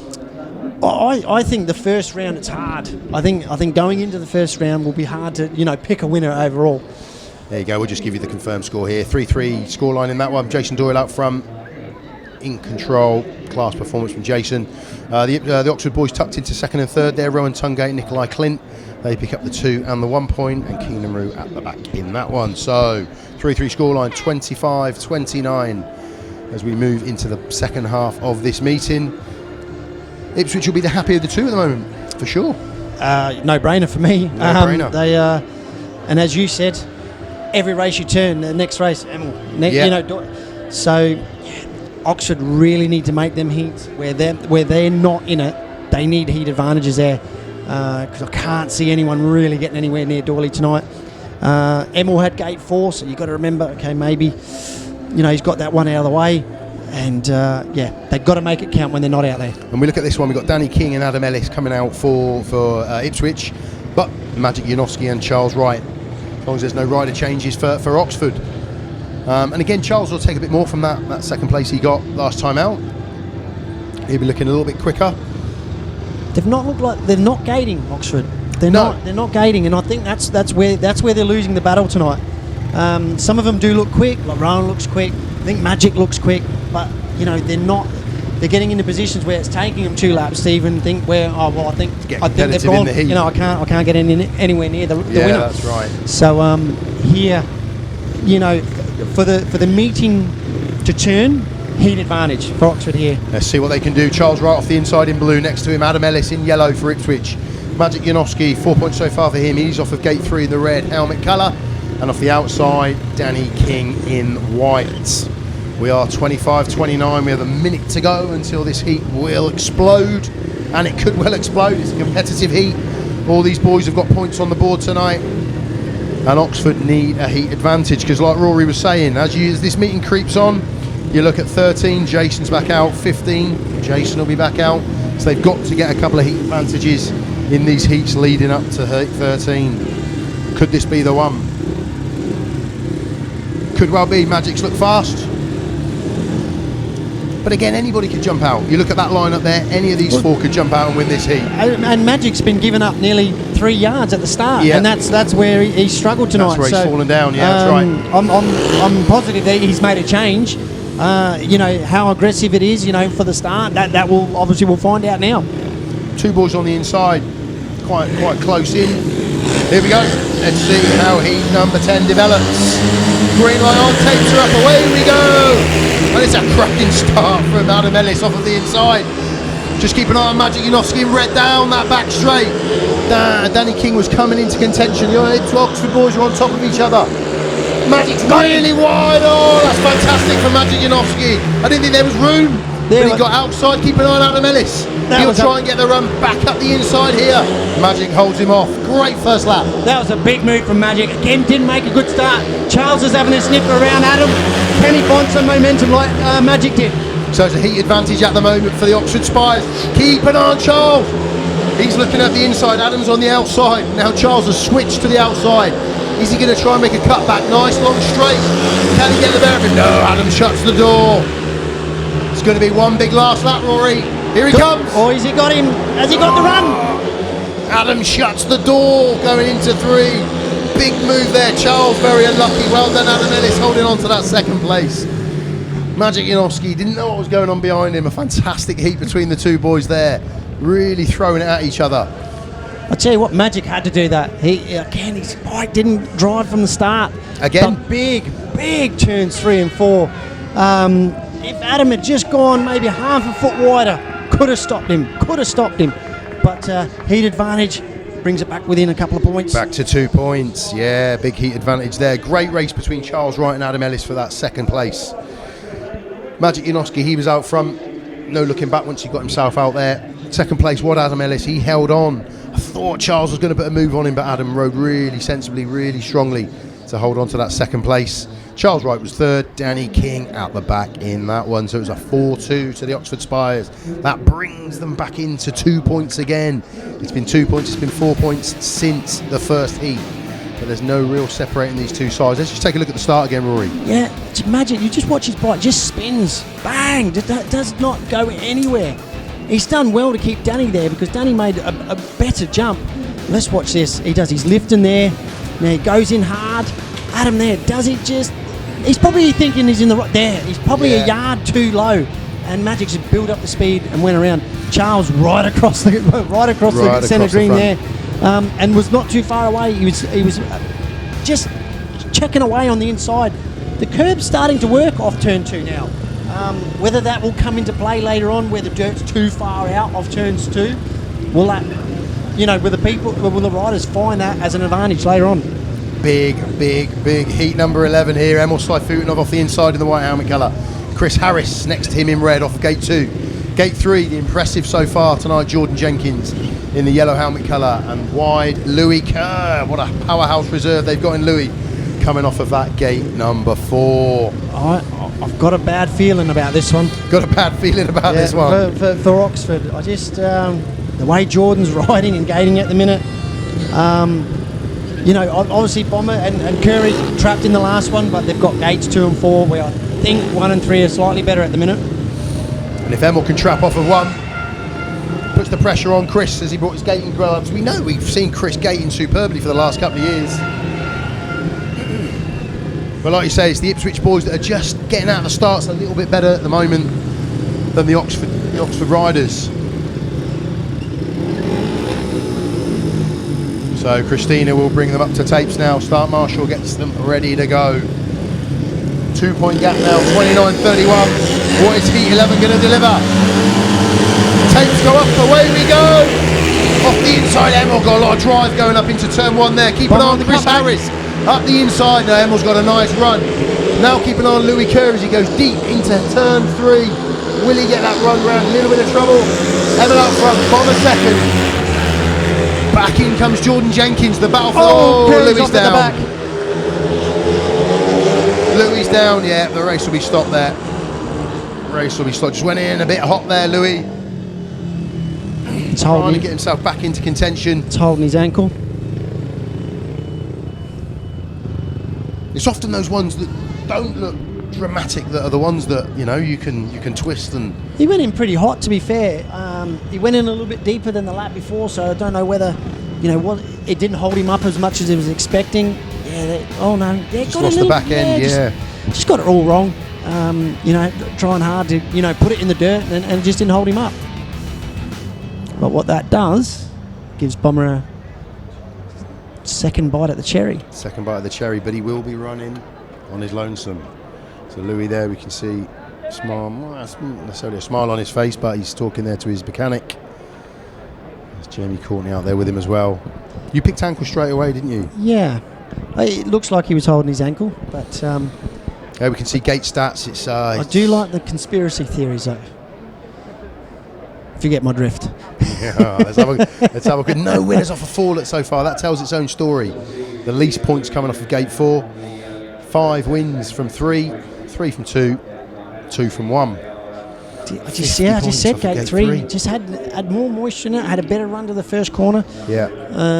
And obviously, the stats tell it as it is. So and it's we've seen a couple of boys make the trap off a 4, but just not yet. There's a couple of ruts there up close by the fence, and they get really good jumps. But then it's the yard after, literally the yard after the jump. There's nothing. It's literally like throwing a little bit of sand on glass. You just start to spin as soon as you get there, and it's difficult because you think, you get over the top of it because it lifts, and then when you get to that slick bit, it just starts to spin. Yeah, here's other scores on the doors at the moment. You can see Maciej JANOWSKI 7. Good night for him. What you'd want from him? top end of the side. Yeah, I think he'd want more. I think, you know, his gating has just not been good. Rowan's obviously solid. I think moving him to 4s made them stronger. But Kerry, you know, outside that one, he was having a stellar night. But I think where the weak point is at the minute, unfortunately, is Nicolai. And I think that's what's hurting him. Because when we look there through the Ipswich side, solid, yeah. And again, Keynan's almost done more than his 1 point, but yeah, he's been in the mix. He has been in the mix in every race. So look, he may not have scored, but he's made life hard for Oxford, you know, in them races. And well, I think the scorecard says enough there. Yeah, it says it enough about Jason. And again, just picking out Dan Thompson, 6 points from reserve. He's had a great night, Dan. And could get 2 more. Well, he definitely get 1 more. He could get another one after that as well. And possibly 2. Although, like we say, Keynan's been in the mix. He just, you know, hasn't been able to get the points on the board. It depends on how ruthless Richie is, and if it does get a bit tight, does he make that change? He's got to be ruthless. He's got to be ruthless. It is only 2 points.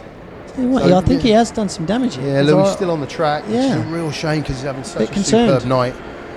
We hope Louis okay. We can see he was sat up there, so we know it's only a skeletal or a muscular injury that he's picked up because he was talking to his mechanic and the paramedics. But he is still down on the track, so we hope it's nothing too serious for Louis there. He'd had 2 wins from his first 2 rides, and found himself at the back end that one, and that was where he was possibly going in just a little bit hot to try and get himself back ahead of Jordan Jenkins in that one. But they will take this opportunity to do a bit of track work, and I think what we're going to try and do is we're going to try and head downstairs. Rory's got on his toes, he's got down onto track, and he's on the start gate. Let's see if we can go over to Rory. Thanks, mate. Thanks for joining us down here at the start line.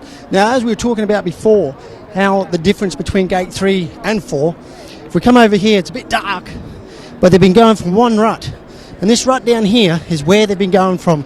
So they get a good jump, but then if we go a little bit further down here, go past absolutely nothing. We're down to the base, so that's why they get a good jump and they don't go any further.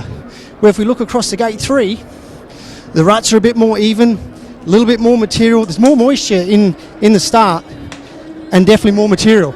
So that's why 3 is so much better than gate 4 at the minute.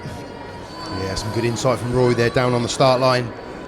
Good to get him down there while we've got this opportunity. We wish we didn't have this opportunity, obviously, but with Louis still down on track, it does give us an opportunity to get Rory on his toes. He's a bit quicker than me, so we're sending him across the centre green. Hopefully we'll get some reaction in the pits any minute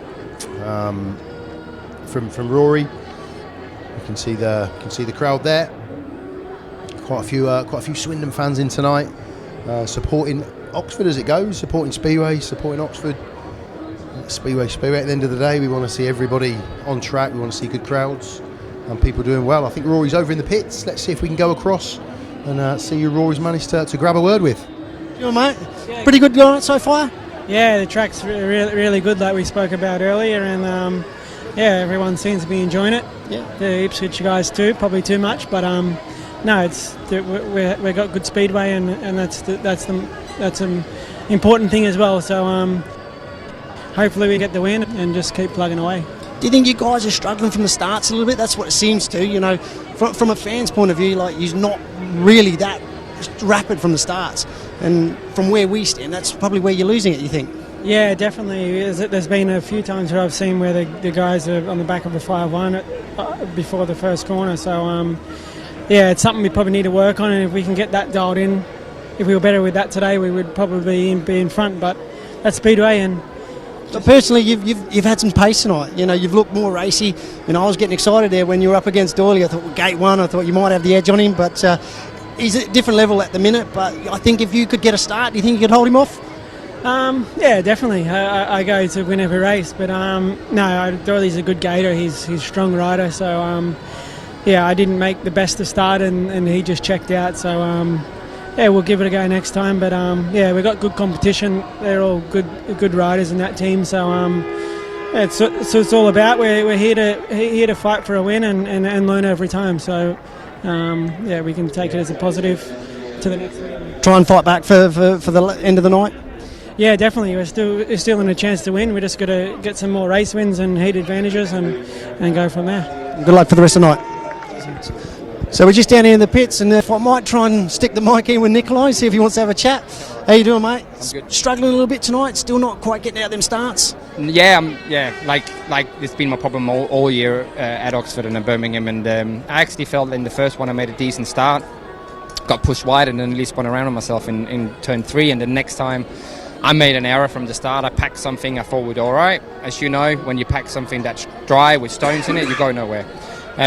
So for the last one, we made just a few changes and it felt much better from the start. You looked a bit more racier. You looked a bit more comfortable on the bike, but yeah, for you, like that I know you, gating is something that sort of comes natural to you. So I know how frustrated you must be. Yeah, 100%, because I know I can beat anyone I line up with at the start, out of the start. But when the bike doesn't do what I want it to do, then it's frustrating, and then you start overthinking. If maybe I sit a little bit further up, or maybe a little bit more gas, less gas. But at the end of the day, you just got to keep it simple, don't you? Do you think like the first meeting it was wet, then the second meeting it was very dry and slick, where tonight's a bit more normal, like for Oxford? And do you think that maybe that's caught the boys out, just at the gates? Because it's not just you. Like a couple of other guys are struggling from the starts as well. Yeah, I would say so. The starts is actually nice, but it's what you do at the gate, innit? Like this time I went from a rod and worked really, really well. It might not work well next heat. But we rode it 3 times now, including, as well as Preste, can't talk. And it's been 4 different tracks. I think now with the weather, the more time we get on it, the better it will be. Not a lot of passing today. So 1 line out by the fence. But at the end of the day, we just got to get out them starts and then keep our head down. One more race, put it right? Yeah, fingers crossed and hoping that I can finish up with a win. I know I will. Thanks, Nicolai. Cheers. Try and see if we can get a quick chat with Magic. He might talk to us. He'll say his English isn't that good, but we'll try and get him. Magic, all right, mate? Struggling from the starts? Let me eat my Harry. Yeah. Bit of sweets, mate, but just struggling from the starts tonight, you think? Yeah, it's sort of been that sort of your Achilles heel tonight? It's not bad because I feel like good speed in my bike. Feel good on the track, but on small tracks you need to have a good start. I missed that from the start of the season. I tried a couple things, but I think I need to change a little bit my technique. Maybe a little bit more ice speedway technique, but not dead motor starts. Not the real ice speedway. But you've had speed. You've had plenty of speed tonight, and we've seen that. And that last race when you went up high on turns 3 and 4, and then you rode away. So you've got the speed there. It's just obviously that you're almost giving them a head start. And I think if you do get in front, you can beat the likes of Emil and Doyle, not a problem. I used to beat them in the past, so just I need to remind to myself how to do that. So, but after every hit, feel better and better. So I hope that I can find something better from the start, and then it will be much easier. Big races coming up soon. Heat 13, Heat 15. Obviously, going to be looking to. We need to meet heat advantages, don't we? Yes, we need to get some good points. Unfortunately, Rory get hurt, but we need to focus about every point and fight till last hit. Thanks, Magic. Cheers, mate. See if we can go up. We can see Ipswich having a bit of a team talk. By the looks of it, I think Kerr's out for the night, but I don't know if we'll be able to stick the mic in there. Might wait for him and see if we can go a word with one of them. Doubt we'll get in there, but we'll wait a second. But Ipswich have definitely looked far superior tonight, definitely from the start. And we just hope Louis Kerr's all right. Obviously, from my point of view, for Berwick as well. But look, it looked a bit of an awkward one. And if we have a pan over here, Oxford are starting to have a bit of a team meeting as well. So, they'll be looking to fight back and obviously make a few changes, because they really do need to obviously get out them starts. And we've just heard from Nicolai and Magic how important the starting is tonight. So, look, they will look to make some changes. They will look to be aggressive. Right, I think we're not going to get much more of a word in with the boys down here. And I'll throw back upstairs and I'll catch you in a minute. So some terrific insight there from Rory down in the pits. Great to get a good take from the riders on where they're currently at, how they're finding this evening. So the score that we've got, as you well know here, is 29 to Oxford and 31 to Ipswich. So both teams there, you can see, as generally happens when you get to the interval stage of a meeting, they will have the team get together, everyone puts their thoughts in, and when it's this close, it's you know, obviously the away side are winning, so they will be really happy at this stage of the meeting. But I've been in those pressure points, pressure pots with in the past with teams where when you're losing at home, the pressure is on you. Somebody's got to dig out from something from somewhere to turn the situation around. So I think we can go over. Yeah, we can go back to Rory now. Here we go. Thanks, mate. I'm joined by Chris Louis. I'm trying to do what you do for a living, mate. So yeah, it's good meeting so far. Yeah, happy. You know, it's a new thing for me because I actually haven't been back since they reopened, and it's very impressive. It's all very well organised and very, very clean and tidy, and the track looks good. I'm pleased with the start we've made, but you know, obviously it's tight. Does it feel a bit different? We should be coming out under the tunnel. Does that feel a bit different to you? Yeah, it feels a little less Wembley-like now, not coming out of the tunnel, and the track looks a little bit narrower between the straights, so the corners are a bit tight, but no, it all looks very good actually. All the lads are enjoying riding it, and we've just got to give it that final push now. Got to be happy with Thompson and Jenkins for what they're doing at the minute. You know, I think on paper they probably didn't look like they were going to be strong, you know, riders in the team, but they're proving that on the score charts. Yeah, look, you know, obviously we look like a top-heavy side. That's what people would think, and obviously, you know, we're very pleased to have the firepower that we've got at the top with Jason and Emil, but those guys are doing more than their job. They see it as their job, which is only right, and they're doing a great job for us. So yeah, it's making us quite sort of solid right through. I don't feel that we've got any weak links. Look, any given meeting, of course, someone will have a bad meeting, but there's always someone else somewhere in the team that's going to cover it. So yeah, very, very happy. We've had a good, solid start to the year so far. Do you think we're seeing a fresher, more dominant Jason Doyle this year? So far, what I've seen of him this year, there's something different. In my eyes, it looks something different. He's got pace this year, which I think in the last few years he's struggled with a little bit, can always gate, but he looks different to me. Well, he's certainly got pace, and he's certainly making starts. He's made a few tweaks to the bike. You know, he built on what he learned last year. He had all new engines last year. He kind of learned how they react and what to do with them. And you know, for us, look, in the UK, he's always been solid, very solid. Let's hope that now translates with that speed that you're talking about on the Grand Prix scene. That would be great. Yeah. Thanks for that, Chris, and take care. Just doing a bit of work before we've got this opportunity. So they've just moved the interval slightly. So what we'll do is we'll quickly run through the rider scores as they stand at the moment. So Magic, yeah, great night for Magic, 2 second place and a win. That gives him 7 points so far. Charles Wright, 4+1 at this stage. Nicolai KLINDT, a little bit disappointing for Nicolai with 1+1 from his 3 outings.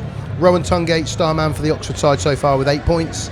Chris Harris obviously only had 2 rides, the number 5 at this stage. He's got 3 points from those 2 rides. Louis Kerr, whose evening seems to be done, had 2 fantastic wins before that fall.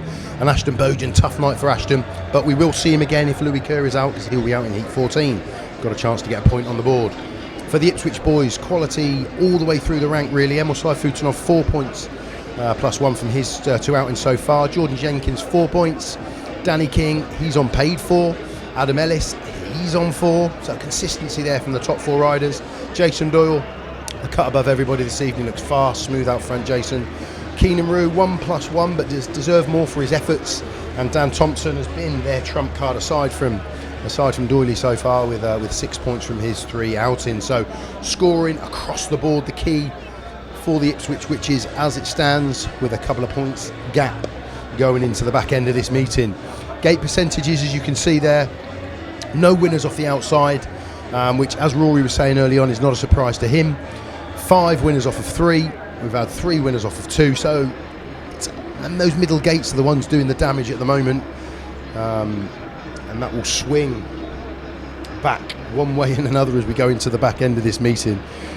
From heat 11 we'll see 1 and 3 for Ipswich, and then 1 and 3 for Ipswich, and then it'll be 1 and 3 for Oxford, but then it goes back to 1 and 3 for Ipswich. So they've got that gate 1 and gate 3, and Oxford have got what is at the moment the graveyard gate 4 in the next few heats. So we'll see how that pans out, but a good meeting so far. We hope you're enjoying it at home.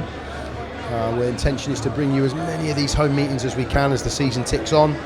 Ultimately, we all want to see people on trackside. That's where the real engagement comes, but we know that's not always possible for everybody. So it's great that, you know, ourselves and some of the other tracks are doing the streaming service so that you can watch it from home if you're unable to get to the track.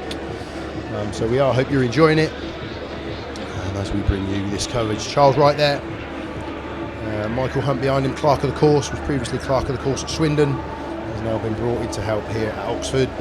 Looked after the Grand Prix at Cardiff, Michael, and is up there as one of the best clerks of the course in the business. Ashton knows he's going to get another ride now. I haven't heard, hasn't been confirmed officially, but I would assume that, you know, with Louis going off in the ambulance, that we won't see Louis again this evening, which means that Ashton will be back out. Louis will be out of Heat 11 as the cause of the stoppage. Well, obviously we've got to still rerun that one. But he will, Ashton BOUGHEN will be out in Heat 14, where he'll be up against Dan Thompson and Adam Ellis. So all close in all three meetings this evening, nothing between any of them. And the Wanderer returns. Well done, Rory. Very get your breath back. Very unfit. No, I don't think you're unfit. Jamie made me run around the track. If I was doing the running, it would be a different story. I could say I'm unfit, but it's good to get the insight of the boys. It's great getting you over there. Yeah, we've obviously got to chat with a few on screen. Quickly had a little chat with Danny and Emil off screen, and yeah, the Ipswich boys very confident, very happy. Yeah.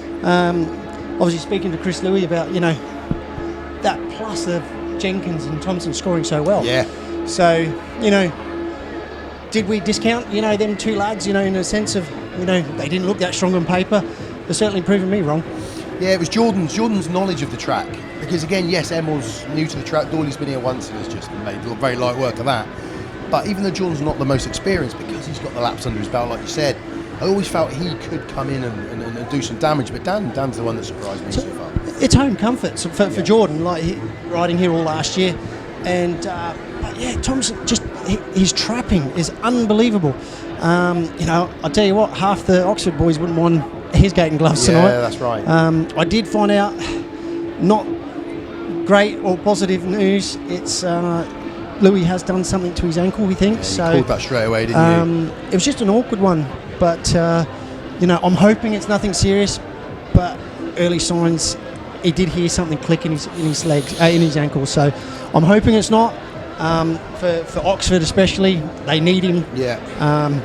Berwick need him, and yeah. But he's your teammate in the championship, isn't he? It's obviously wish him the best. Hope it's nothing serious, and you know, he can just put his foot up for a few days and recover. Yeah, he's had some nasty injuries in his career, Louis. But as I was saying when you weren't here, it gives Ashton another ride. He'll be out in Heat 14. It does, but this is like where it puts pressure on Ashton, and it's probably not what they want, and it now throws Oxford on the back foot, where that trump card they had at Louis Kerr at reserve, they can't use him now. Because the reason he kind of potentially went in hot there is because he was chasing Jordan down. It's the first time all night he's been behind, really. Exactly, and probably the first time he was entering that wide. Yeah. So, you know, what probably was expecting it to be a bit grippy, that was.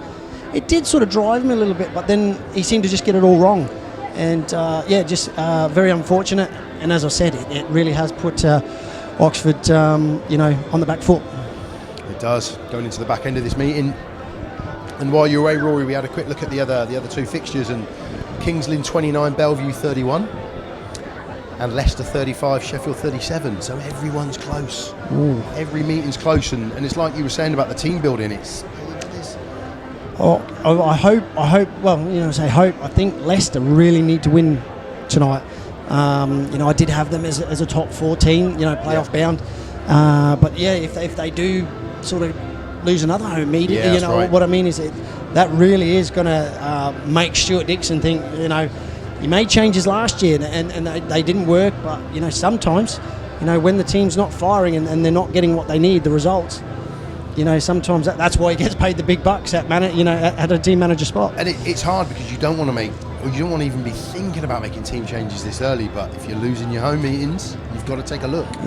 It's a hard one. It really is, because like last year he made them tough decisions. Yeah. and it backfired. So, you know, and that will be in the back of his mind as well. But here at Oxford as well, you think to yourself, you know, you don't want... Yes, they're 3-3, but you don't want to be losing at home. If you want to be one of them teams that are front runners, you don't want to be losing at home. Can't lose at home. Look, we had that chat with Nicolai. Nicolai knows what the issue is, and I think that's, you know, that there's a few riders that haven't been at their best, and Nicolai's definitely going to have to come out and heat 12. I was going to say we're going to see him definitely. And for he's sure, going to have probably more pressure than he has on all night. But he's been around. He races in Poland, races all over the world.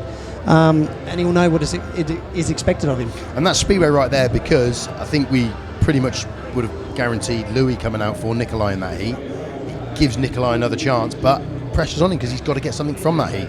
Yeah, well, I would have said Louis Kerr in for Ashton. Yeah. And then maybe if they are 6 points down, you throw someone in like a Magic or a Rowan. So that they were the options I thought were sort of on the horizon. Yeah, but that's all gone out the window now. That's how quickly it can change. Yeah, we do send Louis all our best. We hope it's not a really bad one for him. And like Rory said, just a couple of days away from the saddle.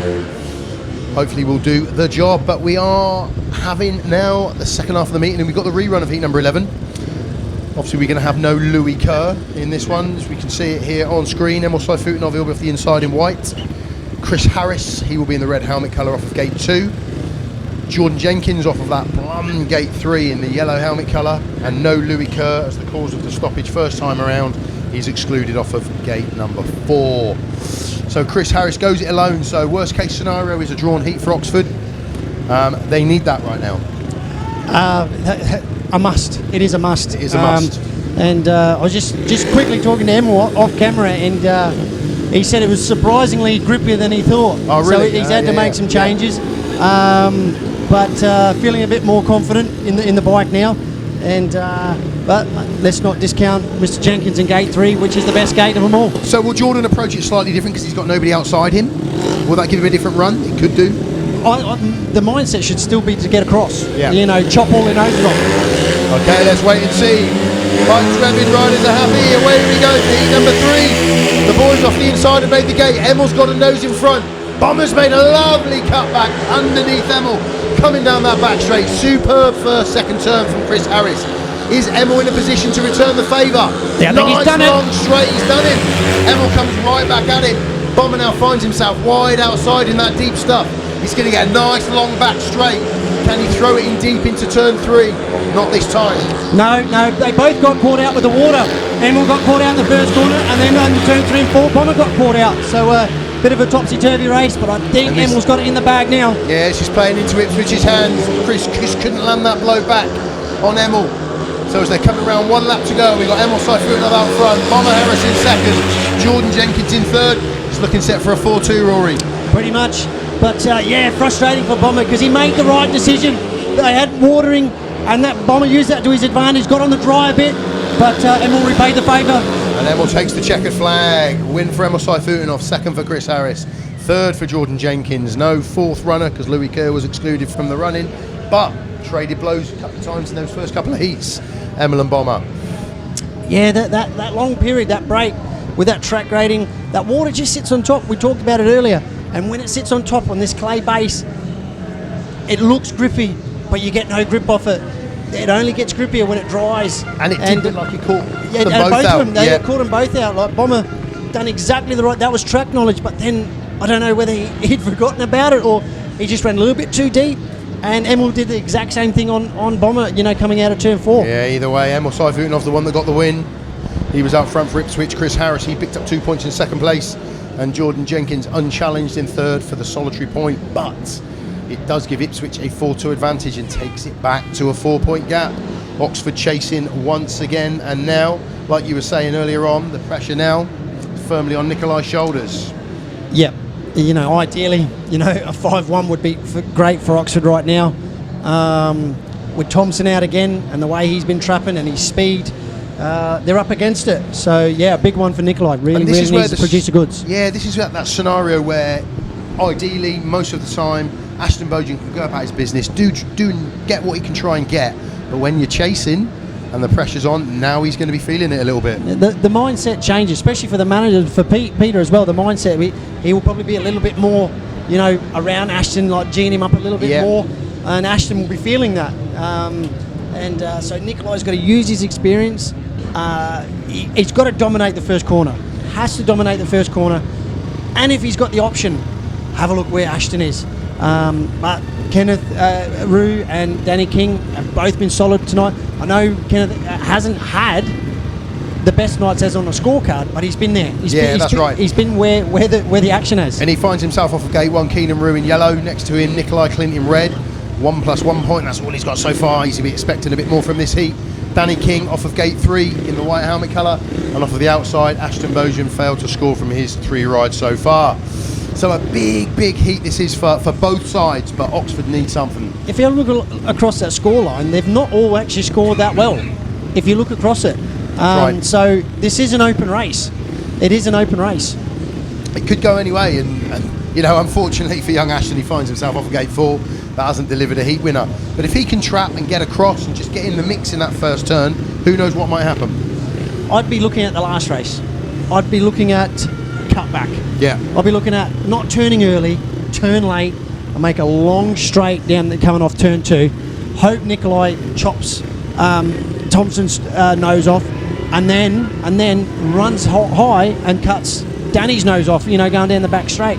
So sounds like a plan. Sounds like a plan. Can he put it into place? And Oxford need a plan. They've got to get something from this heat. They've got heat 13 and 15 to come, and we know when you face Ipswich, you're going to be heat 13, 15. The red lights are on. Likelihood is. Is that because of the track doctor, maybe? We can just see Jamie Kerr. There we go. We can see it on screen. Hopefully that's the end of that. Red lights will go off. No, I think they're waiting. Oh no, yeah, I think it was the doctor. I think they were waiting on, possibly. Yep, red lights have gone off. Here we go. So as we were saying, Oxford needs something from this. 13 and 15 to come. We know that Emil, we know that Jason will appear at least a couple of times. This is a big call for the Oxford boys. What can they get here? Nicolai KLINDT, Ashton BOUGHEN, Danny King, Keynan REW, heat number 12. Away we go. It looks like Nicolai's made the gate. Terrific gate from Nicolai KLINDT. Ashton's putting his back wheel out in the dirt, but it's going to be tough from there. Nicolai KLINDT, can he hold that first place there? Danny King all over the outside of him. Looks like Nicolai will hold that coming down the home straight into lap 2. Yeah, I think Nicolai's got the gate right, but I tell you what, Danny looks racing. Is he going to have a dip here? He has. Oh, Nicolai tried to close the door. Can he get the cutback? He might get the line coming back up the inside. No, Danny's held it. Tough move there from Danny to get himself out front. Now Nicolai's got to be really careful because Keynan's buzzing all over the back of him. Yeah, Nicolai is trying, but Danny was smart. He built up the momentum. The wetness on the outside dried a little bit, and the outside line worked for him. Yeah, Nicolai's got to be careful here because Keynan looks quick behind him. He's all over the back of him. What can Keynan do going into the last 2 turns? Nicolai, sensible, tight line. Yeah, looks like he'll hold that second place. Win for Danny King. Nicolai KLINDT holds on to second. Keynan REW in third. And Ashton BOUGHEN at the back. But it's a 2-point advantage again for the Witches. For the first time tonight, they have got a 6-point lead. Danny King, terrific stuff from Danny. I think that might have been Thompson in third. I think that might have been a reserve replacement. I think it was. Yeah, I think they did a reserve replacement. Pick up on that. Apologies, everybody. We don't get those comms from the pits, and it's funny being so high up. You kind of do lose it a little bit from where we're looking. But well, they all got the same covers and same suits. Yeah, you can't spot anything. I know. Never mind. Doesn't matter. We were a 4-2 to Ipswich. That's what we know. Danny King was the winner. Nicolai KLINDT held on to second with Dan all over the back of him, and then Ashton BOUGHEN at the back again. So a 4-2 advantage makes it 33 points to 39. Ipswich's favour. This is going to be a long, big call now for Oxford to get anything from this. So 2 minutes are straight back on for heat number 13.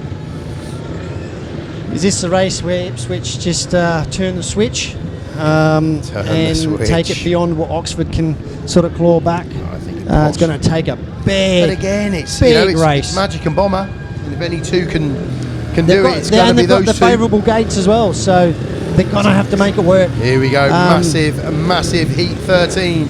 Maciej JANOWSKI on the inside in red, 7 points for him so far. Emil SAYFUTDINOV, he goes off of gate 2 in white, 7 points plus 1 for him so far. Chris Harris, he's off of gate 3 in the blue helmet colour, 5 points so far.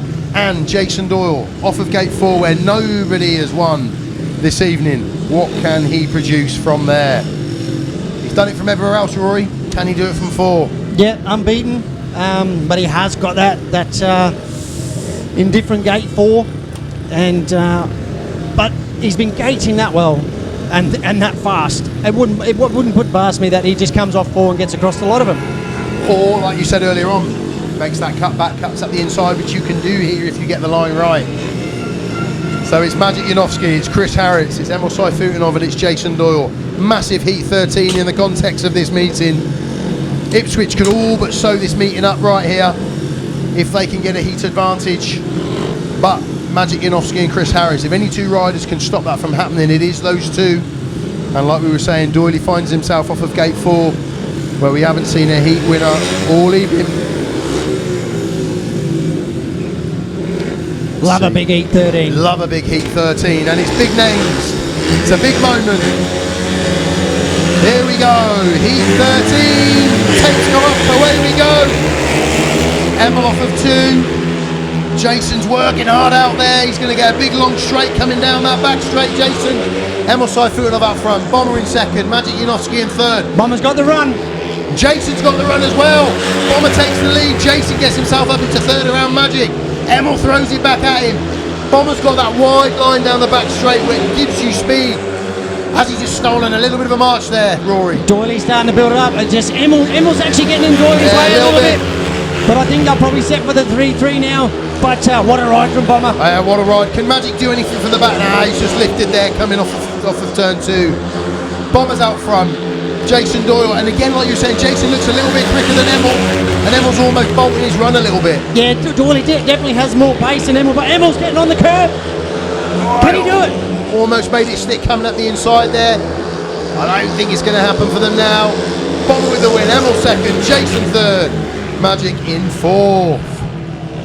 Terrific heat again. Could have gone any way for a couple of laps there, and on that last lap, Emil just seemed to come from nowhere at the inside of Bomber. And I did say that the inside, just off turn 2, seems to just generate a little bit more grip, because I think it drops off camber coming off 2, yeah. and you lose speed. And but I think that's why Peter Schroeck put Bomber at number 5, pulls out a big win in heat 13. For that reason, absolutely. So we move to 36, 42. It's a bit of a gap now for it. Here we go. 3-3 scoreline. Bomber with the win. Emil second. Jason Doyle third. It's hard to see Maciej JANOWSKI in 4th, but when you see who he's got in front of him, it's, you know, it can happen to anybody in that massive big heat 13. So it's a 6-point gap. 6 points going into the last 2 heats. Pretty much sums that up how bad gate 4 it really is. Yeah, really. If Jason can't do it, here we can see the start again. Maciej again, the bike just not gripping from the start. He'll be frustrated. Definitely didn't have the pace in that one. And like Doyle went big there. Yeah, it was hard in the first corner to go that wide. And Emil Weird, probably a little bit, you know, could have. We've seen that a couple of times tonight, haven't we? I think he didn't know how high to run into the corner, and he was second guessing. And probably seen the races before, how wet it was on the outside. So did he, probably should have committed, cut the run off from Bomber, because you know where Bomber's coming. He's coming around the outside. Yeah, that's right. And I think it was in that next lap where Jason was trying to go around Emil, wasn't it? And Emil didn't know and Emil where was there. Yep. Emil stopped that run, and that put pay to Jason's heat. If he'd have got round him there, this looks like TR. It might have been a different story. TR now, yes. Charles coming out. It's Charles there. Or is it injury rider replacement? Is Charles the next rider? Down on injury R&R, yes, of course, because it is an injury rider replacement. There you go. Absolutely, Rory. Spot on with that one. And that, again, just gives a little bit of hope to the Oxford boys. It makes heat 14 for Oxford very strong. We're looking at Rowan and Charles against Adam Ellis and Dan Thompson. Dan has been superb tonight, even if we did miss him in that last one. Yeah. So Rowan straight up into gate 4. But Rowan's got he's got that gate 4. The dodgy gate 4. Yeah, and that's where it's swung back in Ipswich's favour. coming into this heat. So it's now or never for the Oxford Spires. We've got to get something out of this heat if we're going to get anything out of this meeting. Adam Ellis, he's off the inside in the white helmet colour, 4 points so far. Charles Wright in blue for Oxford, he's off of gate 2 in the blue helmet colour, he's 4 points so far tonight. Dan Thompson, the surprise package of the evening, maybe. Oh no, we've got a rider switch because that's Keynan REW coming out now. So it's Keynan REW, he's out in yellow instead of Dan Thompson in this one. I can see Keynan down there. So it'll be Keynan REW in the yellow helmet colour, there we go, off of gate 3. And Rohan TUNGATE, he will go off of gate 4 in the red helmet colour. So a big heat, 6 point advantage as we go into heat 14. Oxford have got to take something, they've got to get a heat advantage from this meeting. We know in the context of these meetings this season there is an aggregate point to go for, but you don't want to be chasing an aggregate point going into an away leg of a meeting. That is what Oxford could face if you don't turn this round and get anything out of this heat. So we're looking at Rohan TUNGATE, Charles Wright, Keynan REW, Adam Ellis, heat 14, 36.42. The Spires need something from this heat. What can they get? Great start of 2 from Charles Wright. Can Rohan get across from 4? Can he get around the outside of Keynan going down the back straight? No, he can't. Now the pressure's on Rohan TUNGATE at the back. What can he produce from there? He's got to get himself up into a point scoring position. Charles made the start, but has Rohan got the pace to get in the amongst of it? I think he does. But I tell you what, the Ipswich lads, I think, are getting in each other's way. They are a little bit. Adam looked a little and bit here slower comes than Rohan Keynan. through the middle. He's going to split them between. What a move! What a ride! What a move from Rohan TUNGATE. Absolutely superb. It was as if the Ipswich boys were tripping each other up a little bit there. Yeah, they didn't know where to ride, and Rohan's got so much pace, and this is definitely what Oxford needed. Massive heat in the context of this meeting, and for the aggregate bonus point as well. Charles Wright, he made the gate, he's gone, he's won this heat. Barring anything spectacular on the last turn, but Rohan TUNGATE, what a move to get himself up to second. Fantastic 5-1. Awesome for the Oxford Spires in that one, and the first 5-1 of the evening. Keeps them in the hunt. What a result. Massive result. Rohan, what a move. We knew he had pace. I was talking to him earlier. You know, he's the kind of guy that, you know, high on confidence. He generates so much speed. He didn't panic either because he dropped back quite a far way, and then all of a sudden, in one lap, he just generated so much speed. And it was almost, you could see the Ipswich riders didn't know where to go. Yeah, that's right. Yeah, terrific noise being made by the Oxford faithful on the home straight here as the boys come around. But you called it going down the back straight. It was almost like Adam and Keynan getting in each other's way. I think, you know, Keynan had more pace than Adam, and I just don't. Adam didn't commit to the inside or the outside, and they just got in each other's way. Yeah, and that's what's resulted in that massive 5-1 for the Oxford Spires. Great heat advantage for them. Charles Wright with the win. Rohan TUNGATE worked his socks off to get himself up into that second place. Fantastic move, cutting in between Adam Ellis and Keynan REW, who brought home in 3rd and 4th. So it's 41-43. We've got ourselves a last heat decider. Are we going to get a super heat? I was just about to say that. It'll be interesting. I'll tell you what, gate position couldn't be more important for this last race. So we think Ipswich won the toss. Took 1 and 3. Took 1 and 3. I'll tell you what, if that's the case, Oxford, no brainer, 1 and 3. And who's your picks? Is it going to be Rohan over Maciej? It's got to be Rohan and Bomber. Yeah. And I think you let Bomber probably go from the outside. You know, he's that kind of rider. Bomber's Rohan's gated a little bit, but maybe not that one. But he did have gate 4, so give Rohan the gate 1.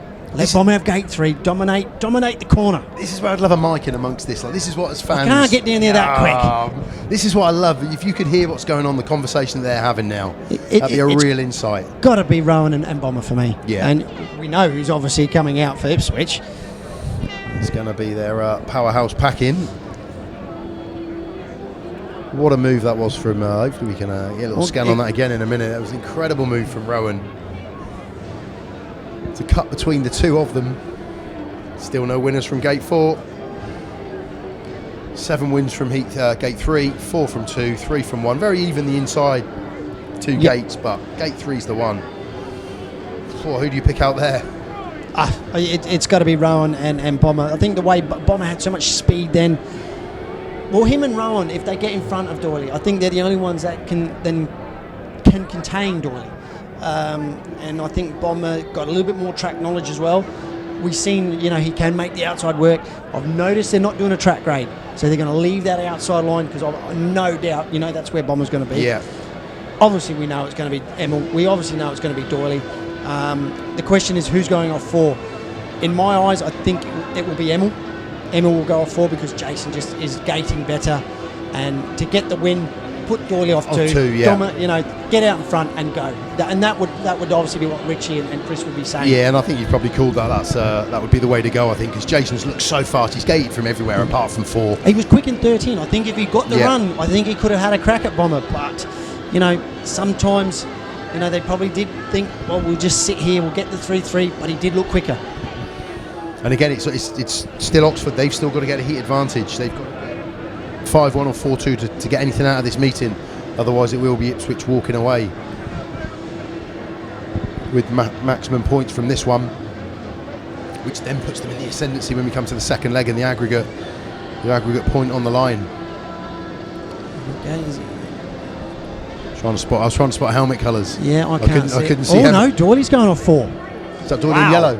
Yes. And again, it's, you know, it's when you've got those two, it is a toss-up. They're both as strong as each other. Yeah. Either of them can do the work. Yep, there's Jason with the yellow helmet on. But that is if we think they are off 2 and 4. Yeah, we don't know for sure. We're still guessing. But it's a guessing game. It's a guessing game. We'll work on that for the next time we are. And I'll tell you what, I've just seen Charles Wright walking with a blue helmet. Would they go Rowan and Charles? It worked in the last one. Charles made a superb gate. I'd be very surprised if they do that. If it's not Chris. I'm not, that's not. I just think because. No, I know what you mean. I just think Nothing Chris, against. big heats. No, I think Bomber's getting ready. I think. Just wait. Yeah, the manager's just now talking. Yeah, we're seeing what you're seeing. Yeah. It's got to be Rowan and Bomber. It's got to be. Yeah. So here we go. We can't quite make out. No. Yeah, But- right. Yeah, Rowan.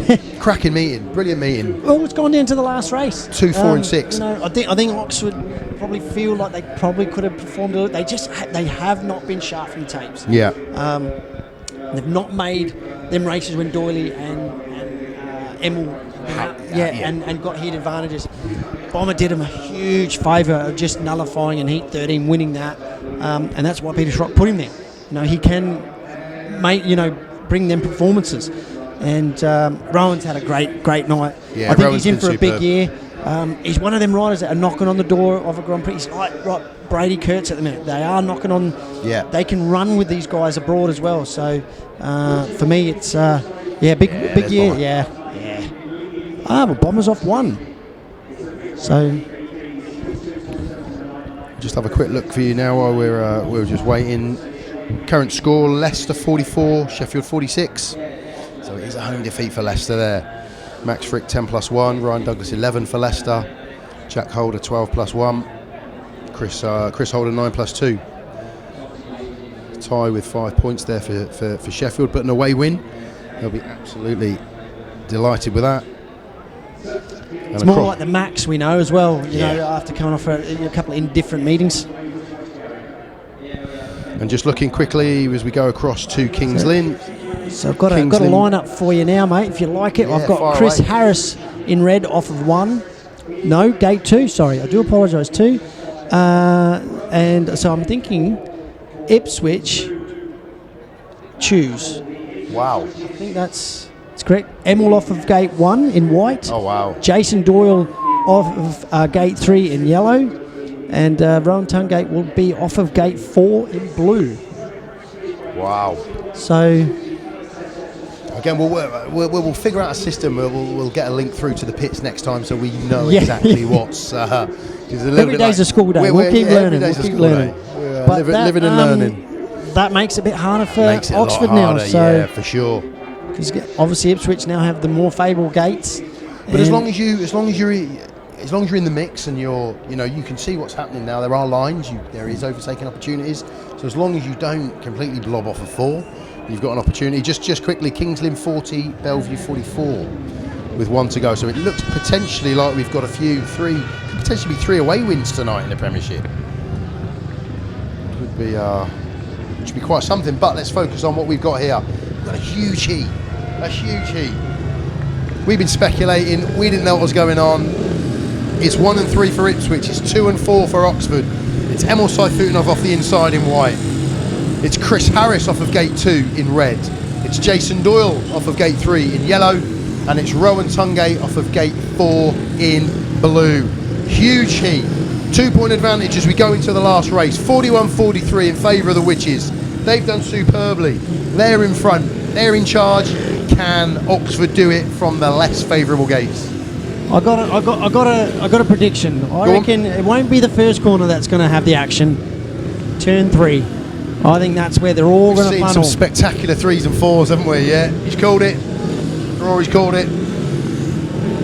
Here we go then. What a fantastic meeting we've had. The sides, Ipswich have led from the very first heat. Oxford have not been in front all night. Oxford have been chasing. Oxford have had an evening where Ashton BOUGHEN hasn't scored. Nicolai KLINDT's had an off night for him, really. Kerr was out after 2 heats.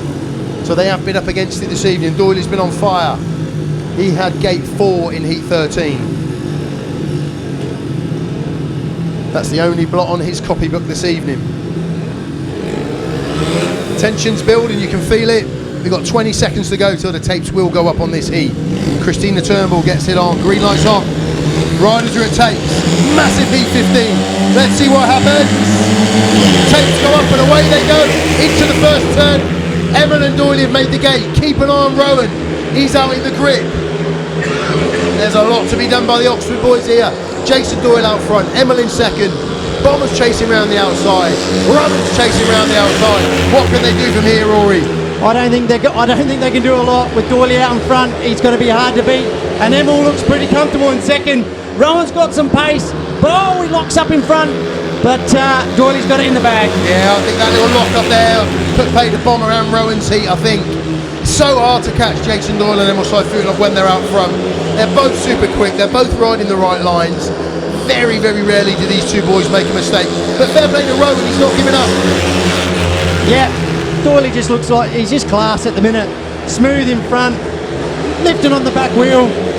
Big year for Doyle. Big year for Doyle. Great win for Ipswich. Hats off to them this evening. Doyle wins. Emil SAYFUTDINOV second. Rohan TUNGATE third, and Chris Harris at the back. Always going to be a tall order against them two. Always going to be a tall order when you haven't got the gates you need. And that's what you got in heats 13 and 15. That's what Richie has in his toolbox to throw them pair out there. High pressure race. Yes, they had the better gates, but they had to get across. And I tell you what, Doyle got across hard. Yeah, didn't he? Yeah. And and an away win for Ipswich. Big away win. They take a 6-point advantage into that second league fixture. Back at Ipswich, 48-42. Bomber and Rowan rightly coming around to take some applause from the home crowd as well. Superb Speedway meeting. Let's just confirm that heat 15 for you. Jason Doyle with the win. Emil SAYFUTDINOV second. Big 5-1 for Ipswich. Rohan TUNGATE and Chris worked hard, but when you're chasing Emil and Jason, it's always going to be really difficult. So a 42-48 scoreline to the Ipswich Witches this evening. Rider of the night for you, Rory? I think you can't see past Doyle, but I think Thompson was one of them riders who made that little bit of difference. And he scored the points we didn't necessarily think he would score. No, and I said that to Chris. I said, the Jenkins and Thompson, yes, we know what they can do, but putting it on track, that was the big question, at the start of the year, and they're proving it. They're proving me wrong, because I just didn't think they were going to be that good in the sense of scoring them amount of points. And we can see the Achilles heel there for Oxford, really. You look at Nicolai with 3 points there in that middle order of the side. He struggled tonight. He got it got it together in his last heat, but they needed something from him in these first 2 heats. Yeah, and Nicolai will go away extremely disappointed. And look, I think the big thing now is hoping Louis is okay. Yeah. Because if it is something serious, that really changes the dynamics of Oxford. Yeah, completely. So who do you bring in if he has done something more serious than just maybe you know, just a muscle or something like Yeah. that. But yeah. And if we look at the Ipswich side, like you've already called Jason out, 13+1, great night for him. Looked superb out front, didn't he? Yeah, and in that big race as well. Look, it was a Grand Prix rider, first corner. Emil solid, and look, you look at Jenkins there. It doesn't look good, but he was in the mix. Yeah, every time. He was taking points off riders that we probably wouldn't have said he would have. And like you say, number 2's a hard place to score points. 100% number 2's hard, and to get 5 away from home, probably the first time he's ridden at 2 as well. Yeah. So you know, positive signs for Ipswich. Great result for them. Fantastic speedway meeting. It was close all the way through. I think that puts Ipswich top of the table now. It would possibly make them jump above. Yeah, for sure. For sure. We were just looking at the other 2 meetings this evening. We can wrap up with them. Going into the last heat at Kings Lynn.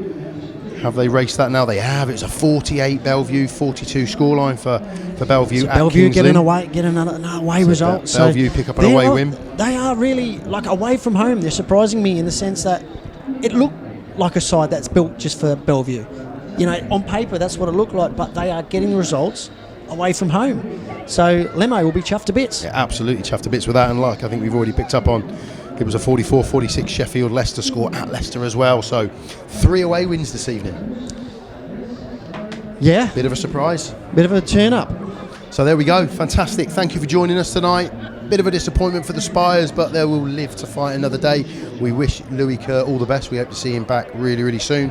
Thank you for joining us. Rory, all the best, buddy. Always a pleasure. Always a pleasure. We'll see you soon. Thanks for watching.